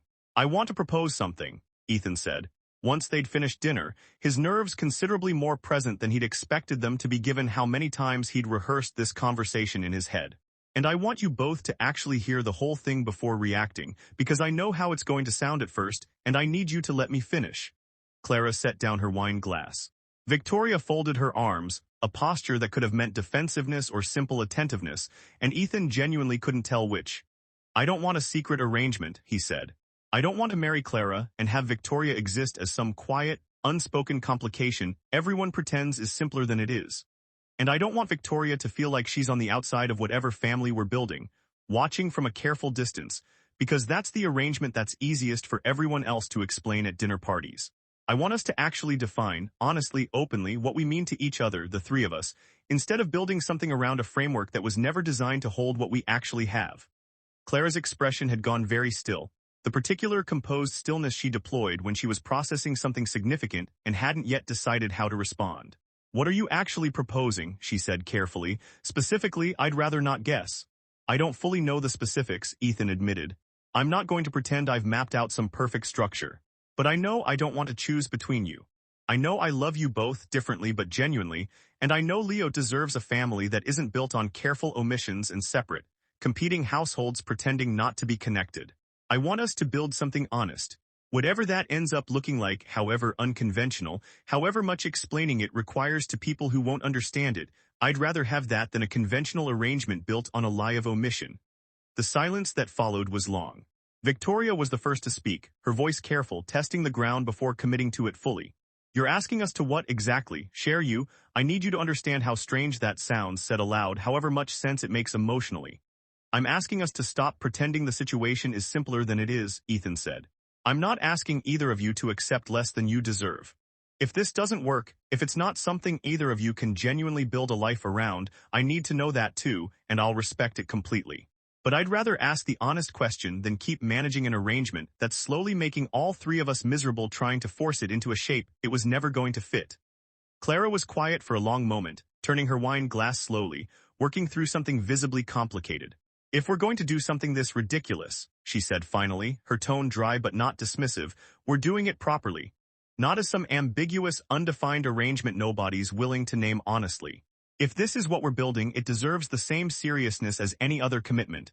Real conversations, real boundaries, real honesty always, regardless of how uncomfortable it gets." Victoria stared at her. "Did you just agree?" "I said we're discussing it," Clara said, though something in her tone suggested the discussion had already functionally concluded. "That's practically a yes," Victoria said, something like disbelieving hope creeping into her voice. "It's a willingness to have a longer, more serious conversation," Clara clarified, though the corner of her mouth had lifted, almost against her will, into something that wasn't quite a smile but was clearly its precursor. "Don't get ahead of yourself." "I'm not getting ahead of myself. I'm accurately reading the room, which I happen to be very good at." "You are not historically very good at that. You once told me a boy liked me when he was clearly, obviously interested in someone else entirely. That was 15 years ago. And I've grown considerably as a reader of rooms since then." Despite the gravity of everything they just discussed, something in the exchange broke the tension, both women's dry humor surfacing in a way that felt to Ethan unexpectedly hopeful, not resolution, not yet, but the first genuine sign that whatever they were building had room in it for actual ease between the two of them, not just careful, managed tolerance. "So," Ethan said, "are we actually doing this, figuring it out, honestly together instead of separately pretending we've each got it under control?" Clara looked at Victoria. Victoria looked at Clara. Something passed between them, uncertain, still fragile but real. "We're figuring it out," Clara said finally. Victoria nodded, quiet, something bright and cautiously hopeful in her expression. "We're figuring it out," she agreed. Ethan exhaled, a tension he'd been carrying for weeks finally beginning to release. "Okay," he said. "Then let's actually start." Chapter 19. What followed over the next several weeks was not a single dramatic transformation but a slow, cumulative series of small ones, the specific, unglamorous work of two women who had once been each other's entire world, learning, carefully, how to be that to each other again, this time with the added, complicated weight of sharing the same man's love, without either of them quite having a template for how that was supposed to function. It started with practical things. Victoria began texting Clara directly about scheduling, rather than routing every logistical question through Ethan, a small shift that nonetheless represented a significant change in the architecture of their relationship. Clara, in turn, began arriving at Leo's routine pickups and drop-offs with something other than careful, formal politeness, small observations about his day, questions about his preferences, the accumulated small knowledge of someone who was, gradually, becoming genuinely invested in his life rather than simply tolerating proximity to it. The turning point, if there was a single one, came on an ordinary Thursday afternoon, when Clara arrived to pick Leo up from Victoria's apartment for a scheduled outing and found Victoria in the middle of a minor crisis. A work call she couldn't step away from. Leo demanding attention with the specific insistence of a toddler who'd sensed his mother's distraction and intended to correct it immediately.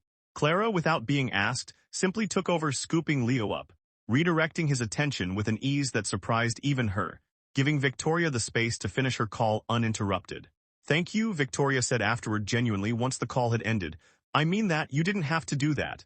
"I wanted to," Clara said, and found saying it that it was entirely true. "I like him. I like being useful to him. That's not a favor, Victoria, that's what I want now, whatever else this arrangement is."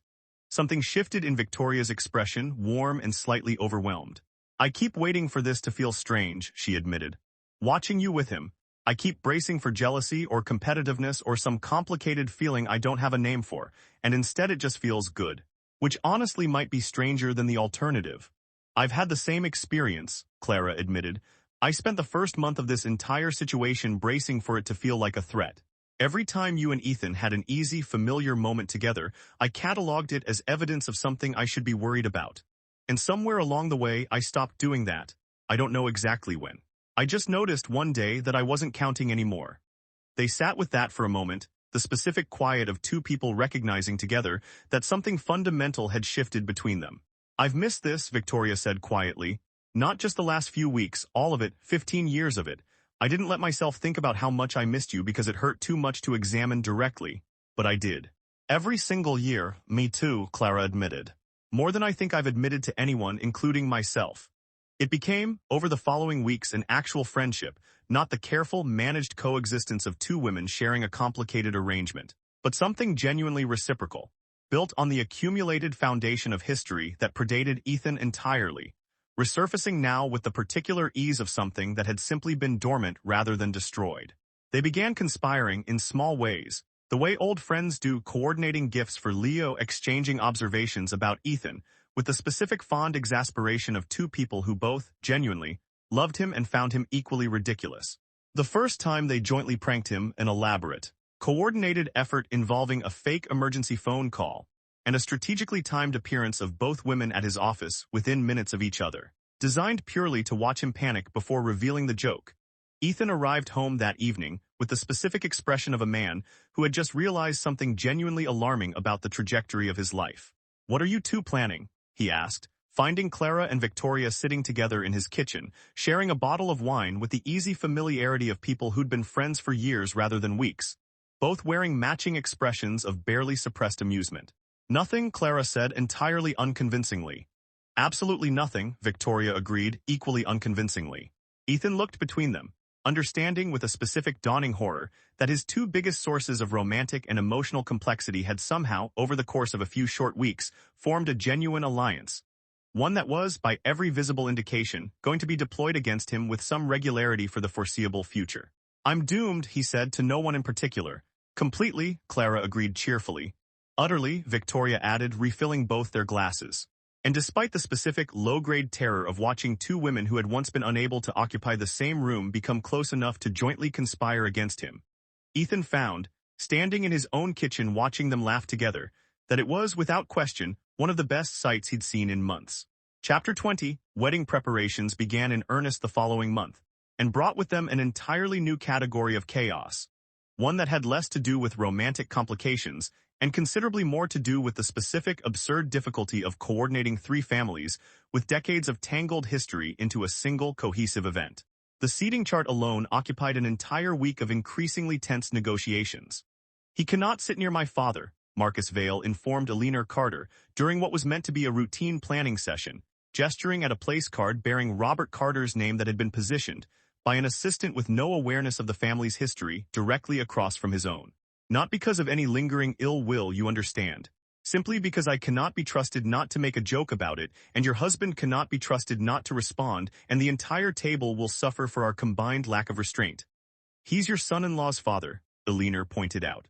"At some point they're going to have to sit at the same table. At some point, yes, not at the head table at the wedding in front of 400 guests, several of whom are journalists who would find the story of two old rivals seated together irresistibly reportable. I thought you two had made peace with all this. We have made peace with the general situation. I have not made peace with the specific optics of being photographed smiling politely at a man who married the woman I intended to marry, at the wedding of our mutual grandchild's other parent.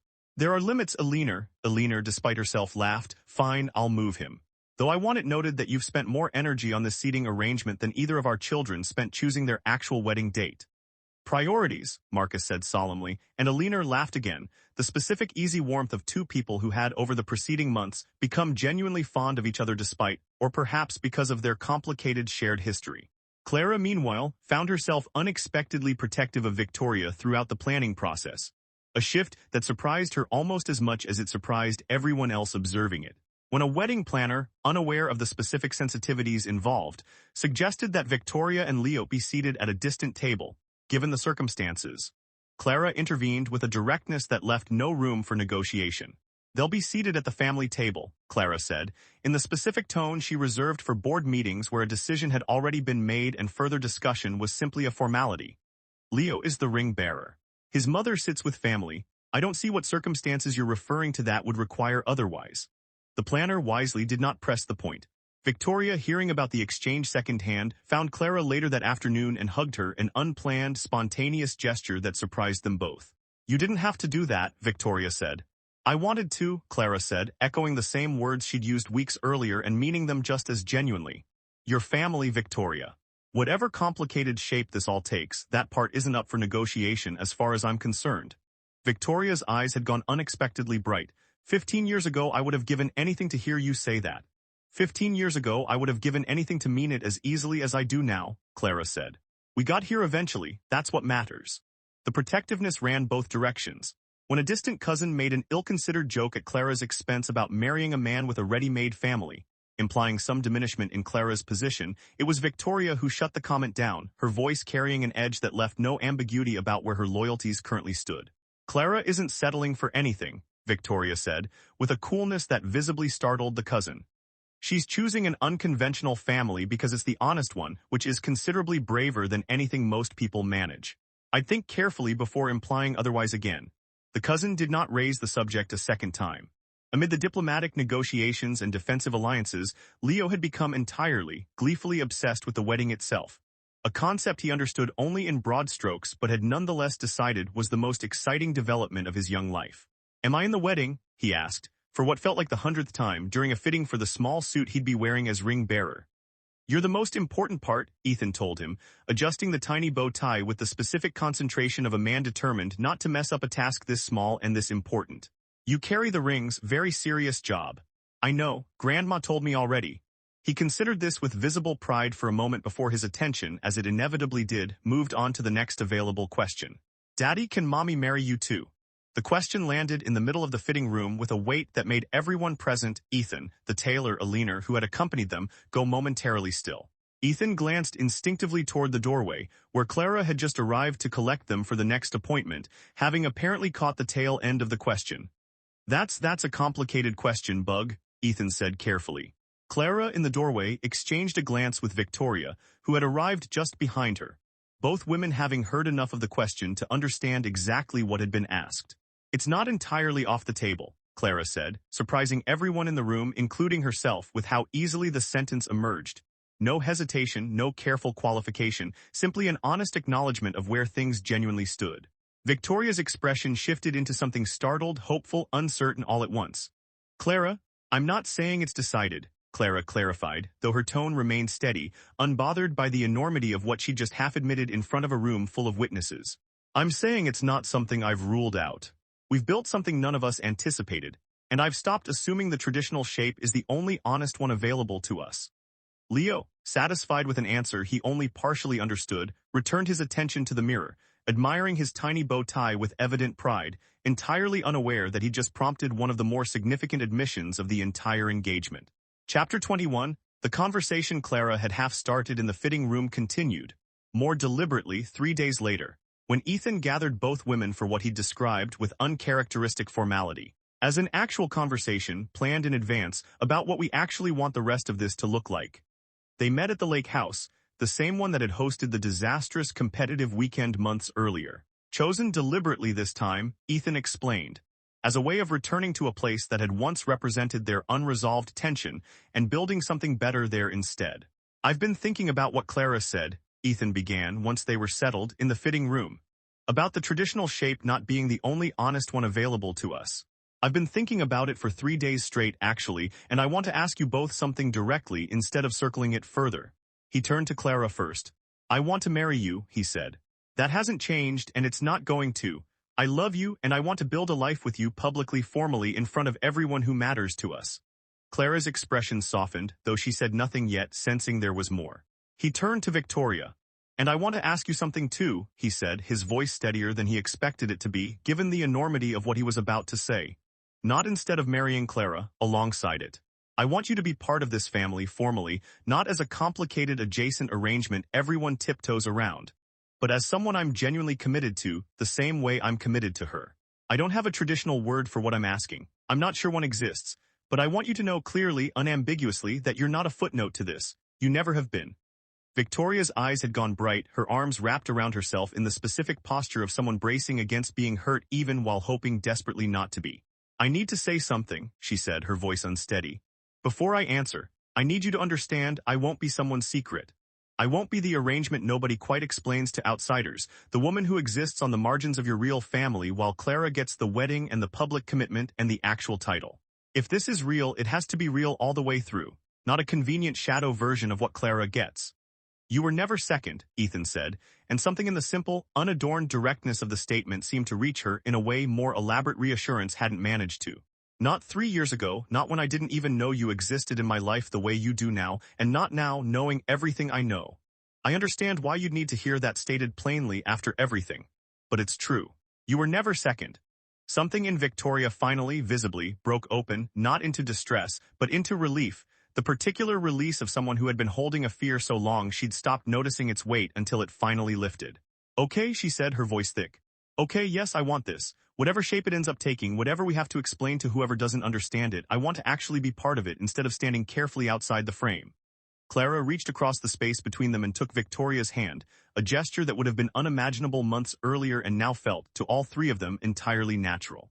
You're not outside the frame, Clara said. You never were as far as I'm concerned. Not since that cafe conversation, honestly. I've considered you part of this for longer than I think either of us has said aloud.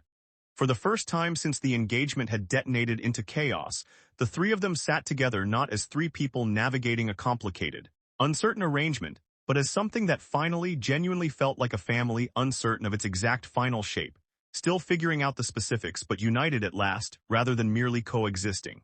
They told Leo together that evening in the simplest terms available for a 3-year-old's comprehension. We're all going to be a family, Ethan explained, crouching to his son's eye level. Officially, Daddy and Clara are getting married, and Mommy's going to be part of everything too, all the time, not just sometimes. Leo considered this information with the particular gravity he brought to significant announcements, processing it for a long moment before arriving at his conclusion. We're all getting married, he shouted, with the specific, joyful volume of a child who had just received the best news of his short life, and went sprinting through the house to inform his grandparents, who were visiting for the weekend, at a volume that made the announcement impossible to miss from any room in the house. Ethan closed his eyes, hearing the announcement echo through the house, already anticipating the specific chaos of having to clarify to several confused and delighted relatives exactly what their son meant and precisely how accurate it actually was. Please stop announcing things, he called after him, without any real hope of being heeded. Behind him, Clara and Victoria were laughing, the same laugh, unguarded, genuinely delighted despite the inevitable complications the announcement was about to generate, and Ethan, listening to it, found that he didn't actually mind the chaos nearly as much as he was pretending to. Chapter 22, the wedding, when it finally arrived 4 months later, was, by any reasonable measure, chaotic. It was also, by every measure that actually mattered to the people standing at its center, exactly right.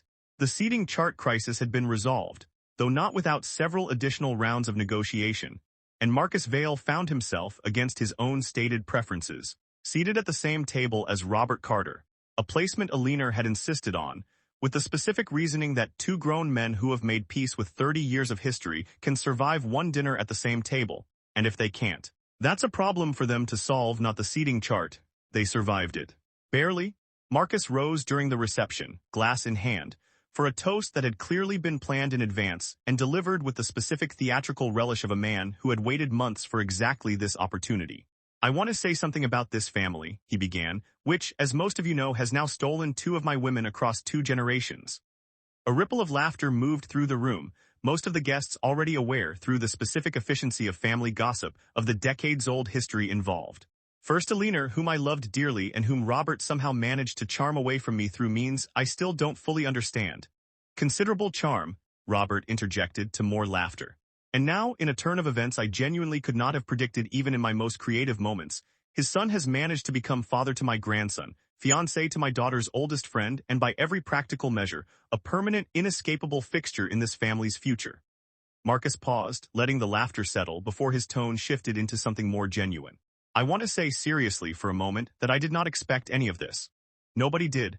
I don't think even the universe, with its apparent flair for absurd coincidence, fully understood what it was setting in motion the night these two young people met at a party neither of them wanted to attend. But I've watched this family come together over the last year, messily, chaotically, with more arguments and revelations than any reasonable family should have to survive in a single calendar year. And I can say, honestly, that I have never seen people work harder to build something real. Ethan, Clara, Victoria, whatever unconventional shape this family takes, you have my genuine blessing and considerably more affection than I expected to feel for the man who apparently continues his family's tradition of stealing my women. Robert stood, raising his own glass. In our defense, he said, your women have consistently had excellent taste. Alina from her seat threw a balled-up napkin at her husband with impressive accuracy, to the delight of the assembled guests, and the two men, old rivals turned unlikely friends, clinked glasses across the table with genuine warmth beneath the performed rivalry. Clara and Victoria, seated together near the head table, a placement neither had questioned, both having long since stopped needing to compete for proximity to anything, exchanged a look that carried 15 years of history, several months of careful reconciliation, and finally, something that looked entirely like uncomplicated joy. We survived it, Victoria said quietly. We're not done yet, Clara pointed out. There's still the actual ceremony. Right, the part where our son loses the rings. He won't lose the rings, he lost the rings.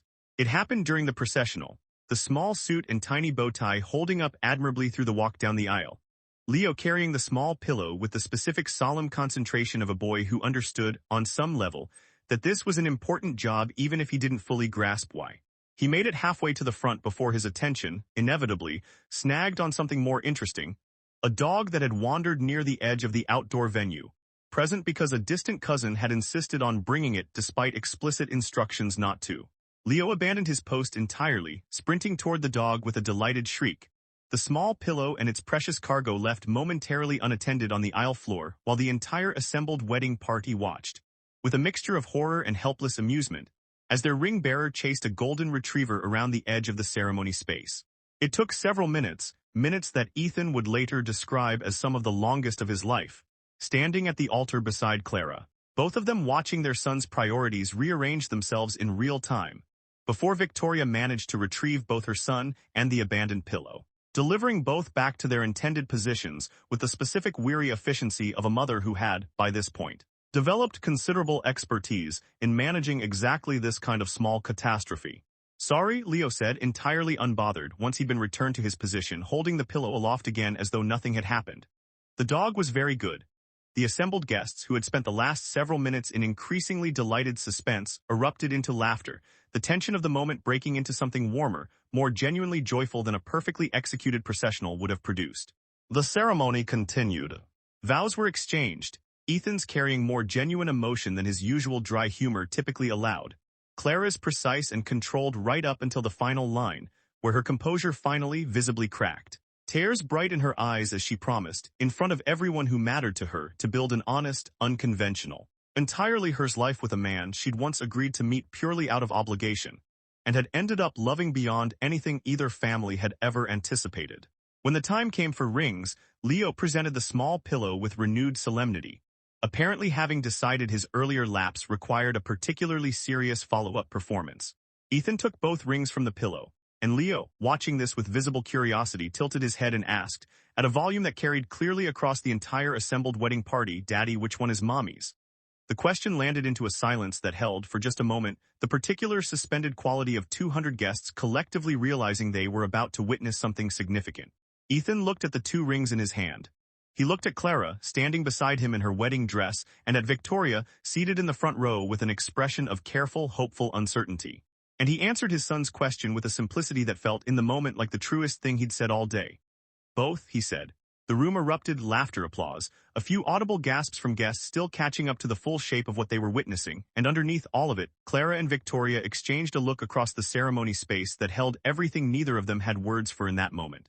15 years of broken friendship, months of careful rebuilding, and finally, impossibly, an entirely new kind of family, built from chaos and honesty in equal measure, standing together at last instead of fighting to be chosen over each other. Ethan, watching both of their faces, felt something settle in his chest that had been unsettled since the moment a toddler had pointed at him across a ballroom, and upended every plan he'd thought he understood. He had walked voluntarily into the strangest family arrangement either of his families had ever encountered. He had two people who loved him fully and honestly, and a son who had somehow, through nothing but relentless, innocent honesty, built the entire foundation this family now stood on. For the first time since this whole impossible chain of events had begun, he didn't want to escape any of it. He wanted, entirely and without reservation, to stay exactly where he was. Chapter 23, 5 years is, by most measures, a long time. Long enough for a toddler in a dinosaur costume to become an observant, occasionally alarming 8-year-old who had inherited, in roughly equal measure, his father's dry wit, his mother's fearless bluntness, and much to everyone's amusement, Clara's ability to deliver a devastating observation in a perfectly calm, controlled voice that somehow made the observation land harder than shouting would have. It was long enough for Clara and Victoria's rebuilt friendship to become something so thoroughly established that new acquaintances, meeting the family for the first time, often assumed the two women had been close their entire lives, with no visible seam marking the 15-year rupture that had once separated them. They ran a small joint venture together now, a mentorship foundation for young women entering business, born out of a conversation about everything they wished someone had told them at 17, before pride and silence had cost them a friendship neither had known how to name at the time. It was long enough for Marcus Vale to have fully, if grudgingly, accepted his position as Robert Carter's occasional golf partner, a development neither man had predicted, and both, if pressed privately, admitted to genuinely enjoying, their old rivalry having settled into something that more closely resembled affectionate sparring between old friends than actual competition. It was long enough for Eleanor Carter to have become, by unanimous family agreement, Leo's favorite person to complain to about his parents, a role she embraced with obvious delight and deployed, occasionally, to gently undermine whatever reasonable boundary Ethan or Clara or Victoria had most recently attempted to enforce. And it was long enough for the family itself, Ethan, Clara, Victoria, and Leo, along with a younger sister born 2 years into the marriage, a small fierce girl named Josephine who had inherited her mother Clara's precision and her Aunt Victoria's fearlessness in roughly equal, occasionally alarming measure, to have become simply a family. Unconventional in structure, endlessly discussed at social gatherings neither Ethan nor Clara nor Victoria attended, the subject of at least one unauthorized magazine profile that Clara had considered suing over before deciding the effort wasn't worth the additional publicity.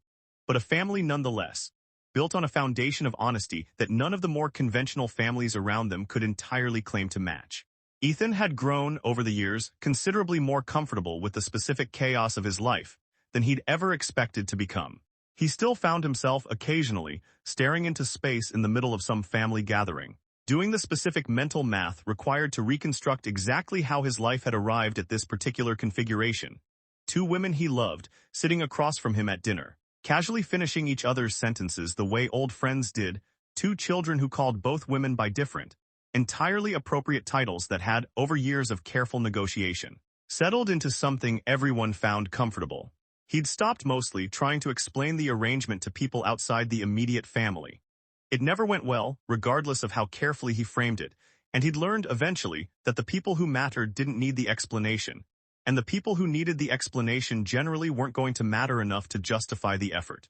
Victoria's consultancy had grown into something considerably larger than the small operation she'd built alone in the years before the engagement catastrophe, though she still, by choice, kept it small enough that she never missed a single one of Leo's school events, a priority she'd never once compromised on regardless of how the rest of her life had expanded around it. Clara had, somewhat to her own surprise, stepped back from the day-to-day operations of her company 2 years into the marriage, promoting a trusted deputy and shifting her own energy toward the foundation she and Victoria had built together. A decision that had shocked the business press and delighted everyone who actually knew her well enough to understand that Clara Sterling had never been driven purely by ambition, only by the specific need, throughout most of her adult life, to prove she didn't need anyone, a need that had quietly dissolved somewhere over the preceding 5 years, replaced by something considerably more generous. On a Sunday afternoon in early autumn, 5 years almost to the day since a toddler had pointed across a ballroom and upended every careful plan two families had spent 15 years constructing, the entire extended family had gathered at the Carter estate for an ordinary, unremarkable family lunch. The kind of gathering that had become, over the years, so routine that nobody present gave much thought to how extraordinary its underlying arrangement would have seemed to any of them 5 years earlier. Leo, now 8, had wandered off from the main gathering at some point during the afternoon, drawn by curiosity toward a box of old family photographs Alina had been sorting through for a project she'd been threatening to complete for years. He returned to the main terrace sometime later, a yellowed photograph held carefully in both hands, an expression of genuine, focused curiosity on his face. "Daddy," he said, holding the photograph up for Ethan's inspection.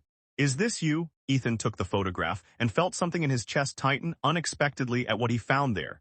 The same image he'd discovered years ago in his mother's closet, 3 teenagers standing close together, unmistakably younger versions of himself, Clara and Victoria, from a period of his life that felt now both impossibly distant and, in the strangest way, like the true beginning of everything that had eventually followed.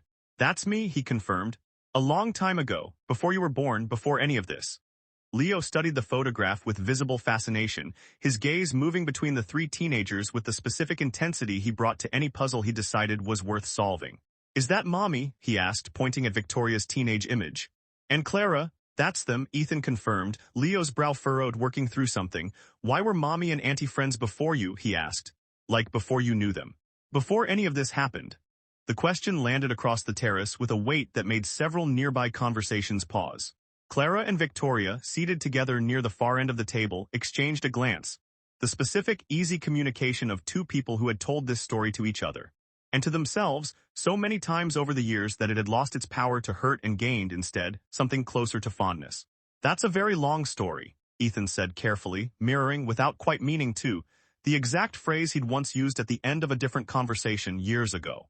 Clara rose from her seat and crossed to where Leo stood, crouching to examine the photograph alongside him, Victoria following a moment later, until all 3 of them, Ethan, Clara, and Victoria, stood together, looking down at the faded image of who they'd once been before any of the last 5 years had happened, before any of them had understood how thoroughly their lives were going to become intertwined. "We were best friends," Clara told him, her voice carrying a warmth that would have been unimaginable to her 17-year-old self, looking at this exact photograph and remembering exactly how much that friendship had once cost her to lose. "A very long time ago, before your father was even part of the story really, we grew up together. We knew each other before either of us knew we'd ever meet him again." "What happened?" Leo asked, his young face serious, sensing correctly that this was a story that mattered. Victoria knelt down beside him, taking the photograph gently from his hands, studying it herself for a long moment before answering. "We had a fight," she said honestly, "a bad one. Over something that felt very important at the time and turned out to be mostly a misunderstanding, though it took us a very long time to figure that part out." "Was it about Daddy?" Both women exchanged a look, something wry and rueful passing between them. "A little," Clara admitted. "Mostly it was about the 2 of us not being honest with each other. Your father he was part of it, but he wasn't really the cause. We just didn't know how to talk to each other about something that mattered, and it cost us 15 years we can't get back." "But you're friends now," Leo pointed out, with the specific practical logic of an 8-year-old encountering a resolved conflict and seeing no reason to dwell further on its complications. "We are," Victoria agreed, smiling now genuine and warm. "The best of friends. We just had to learn some things the hard way first." Leo considered this, apparently satisfied with the shape of the explanation even if the full complexity remained appropriately beyond his current understanding. He took the photograph back, studied it once more, and then looked up at the 3 adults surrounding him with an expression that suggested he was about to ask something else entirely. Ethan, watching his son's face, recognized the expression immediately. The specific, dangerous curiosity that had, over the years, produced some of the family's most memorable and mortifying moments, and braced himself instinctively for whatever came next. Chapter 24, the rest of the family lunch continued around them, conversations resuming, plates being cleared.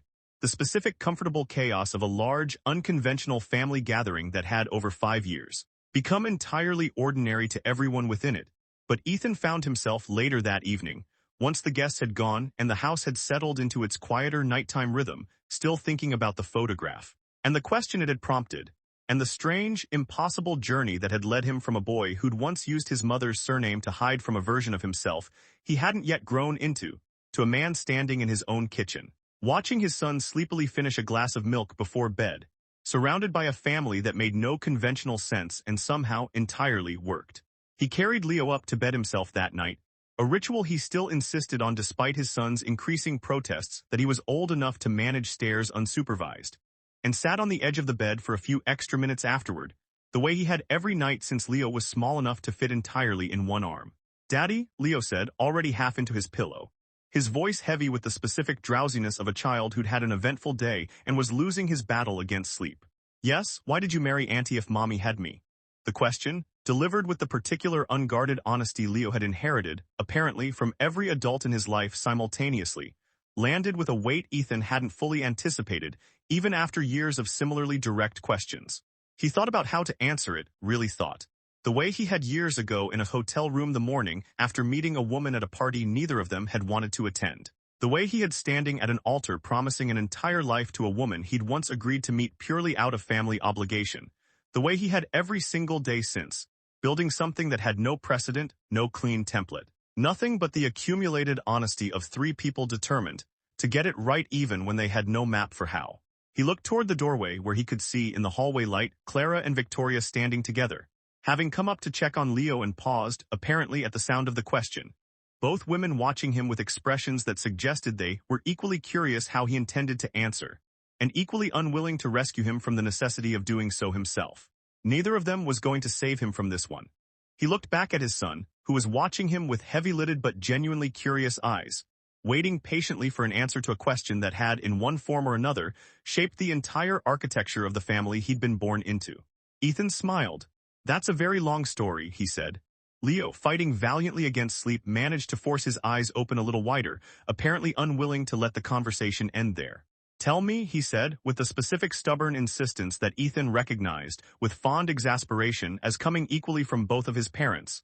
Ethan looked toward the doorway again. Clara had crossed her arms, one eyebrow raised, an expression that carried unmistakably the silent message that this was entirely Ethan's mess to sort out. Born from his own decision to fall in love with two women simultaneously 15 years after a single boy had accidentally destroyed their friendship in a school parking lot. Victoria was outright grinning, delighted, utterly unhelpful, the specific expression of a woman who intended to enjoy watching him fumble through this explanation for as long as possible before offering any assistance.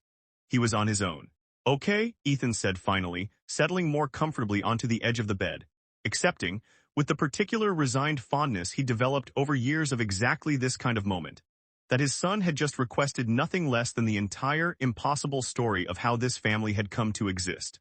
"It starts a long time ago," he began. "Before I knew your mother, before I knew Clara, when I was younger than you probably think is possible for me to have ever been. I used a different last name back then, my mother's, not the one you know me by, and I knew two girls who were best friends, closer than almost anyone I'd ever seen. And I liked one of them without realizing the other one liked me too, and neither of us understood, until it was much too late, exactly how much that misunderstanding was going to cost everyone involved." Leo, despite his exhaustion, was listening now with genuine, rapt attention, the way he always did when a story promised to be interesting. "Years passed," Ethan continued. "I grew up. I used a different name for a while and then I stopped, and everyone mostly forgot the boy I'd been at 17, including me. And then one night, at a party I didn't even want to attend, I met a woman I didn't recognize as anyone from my past, and we talked. And it turned out we understood each other in a way that surprised us both, and well.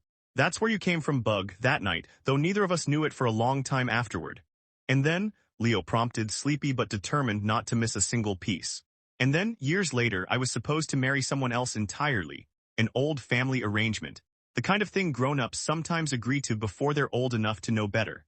And it turned out, in the most unbelievable way possible, that the woman I was supposed to marry was one of the two girls from my very first story. The one I'd liked all those years ago without ever telling her. And the woman I'd met at that party who turned out to be your mother was the other one, her oldest friend. The one whose friendship had ended, all those years earlier, because of a misunderstanding involving me.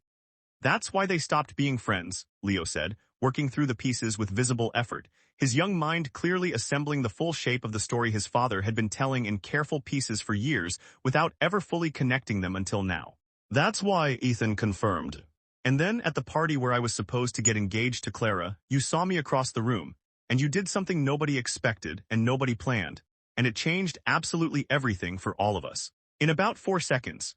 What did I do? Ethan smiled, the memory as vivid now as it had been 5 years earlier, the ballroom, the silence, the small, delighted voice that had upended every careful plan two families had spent 15 years constructing. You called me Daddy, he said, in front of everyone, loud enough that the entire room heard it. And then about 30 seconds later you asked whether Clara was my wife, and the whole thing came apart right there, in front of 200 people who'd shown up expecting champagne and speeches. Leo's eyes had gone wide, delighted despite his exhaustion. I did that, you did that. You have no idea, Bug, the absolute catastrophe you personally set in motion. Your grandfather Marcus still brings it up at every family dinner. Your grandmother Alina has an entire speech prepared for your future wedding about it, which I've asked her repeatedly to reconsider. She won't reconsider, Clara said from the doorway, finally entering the conversation, her voice carrying warm amusement. I've tried, she's very committed to that speech. Leo laughed, sleepy and delighted, clearly proud, in the specific uncomplicated way of a child learning that he'd once done something genuinely significant, even if he couldn't fully remember doing it. So we all ended up together, he said, because I said Daddy at the wrong time. At exactly the right time, actually, Victoria said, moving into the room now too, settling on the other side of the bed, her hand finding Ethan's shoulder with the easy familiarity of 5 years of partnership. It felt like the wrong time for about a week, but it turned out to be exactly the right time. Sometimes the most honest things happen at the worst possible moments, and it takes everyone a while to catch up to how right they actually were. Leo considered this with the specific gravity he brought to genuinely important conclusions, his eyes finally beginning to lose their battle against sleep entirely. I'm glad I said it, he mumbled, already half gone, the day's events and the long improbable story finally catching up with him. So are we, Bug, Ethan said quietly, and found saying it, that he meant it with an entirely uncomplicated certainty that would have astonished the version of himself who'd once stood in his own kitchen, coffee going cold, listening to his mother announce that an old family arrangement had finally become active. He looked up across his sleeping son at the two women who had become, against every reasonable expectation either family had once held, the entire architecture of his life. Clara, precise and controlled and unexpectedly tender in the specific ways she'd learned to be over 5 years of choosing this family every single day. Victoria, fierce and warm and finally fully, no longer standing carefully outside any frame. Neither of them said anything. They didn't need to. Some things, after everything they'd built together, simply didn't require words anymore. Ethan reached over and turned off the small bedside lamp, and the three of them sat together for another few minutes in the quiet, comfortable dark, watching their son sleep. 3 impossible lives that had collided into something none of them could have designed on purpose, and all of them now couldn't imagine living without. Somewhere down the hall, Josephine's voice called out sleepily, demanding a second story before bed, and Victoria rose with a soft laugh, already moving toward the sound. Clara stayed a moment longer, settling beside Ethan on the edge of Leo's bed, her head finding his shoulder in the specific, easy way of 5 years of practiced closeness. He's going to tell that story for the rest of his life, you know, she said quietly. The chaos he caused, he's never going to let any of us live it down. No, Ethan agreed, smiling into the dark. I don't imagine he ever will. Any regrets? Ethan thought about the question seriously, the way he thought about everything now, 5 years and a lifetime removed from the boy who'd once used a different name to avoid becoming anyone in particular. Not one, he said, not a single one. Clara smiled and reached for his hand, and together in the quiet dark of their son's bedroom, they sat with the entirely improbable, entirely earned truth of everything they'd built. A family that should never, by any reasonable calculation, have existed, made whole not despite its chaos but somehow impossibly because of it. Downstairs, faintly, they could hear Victoria's voice beginning Josephine's second story, and somewhere further off, the sound of the house settling into its familiar, comfortable night. It was, Ethan thought, exactly where he was supposed to be. The end.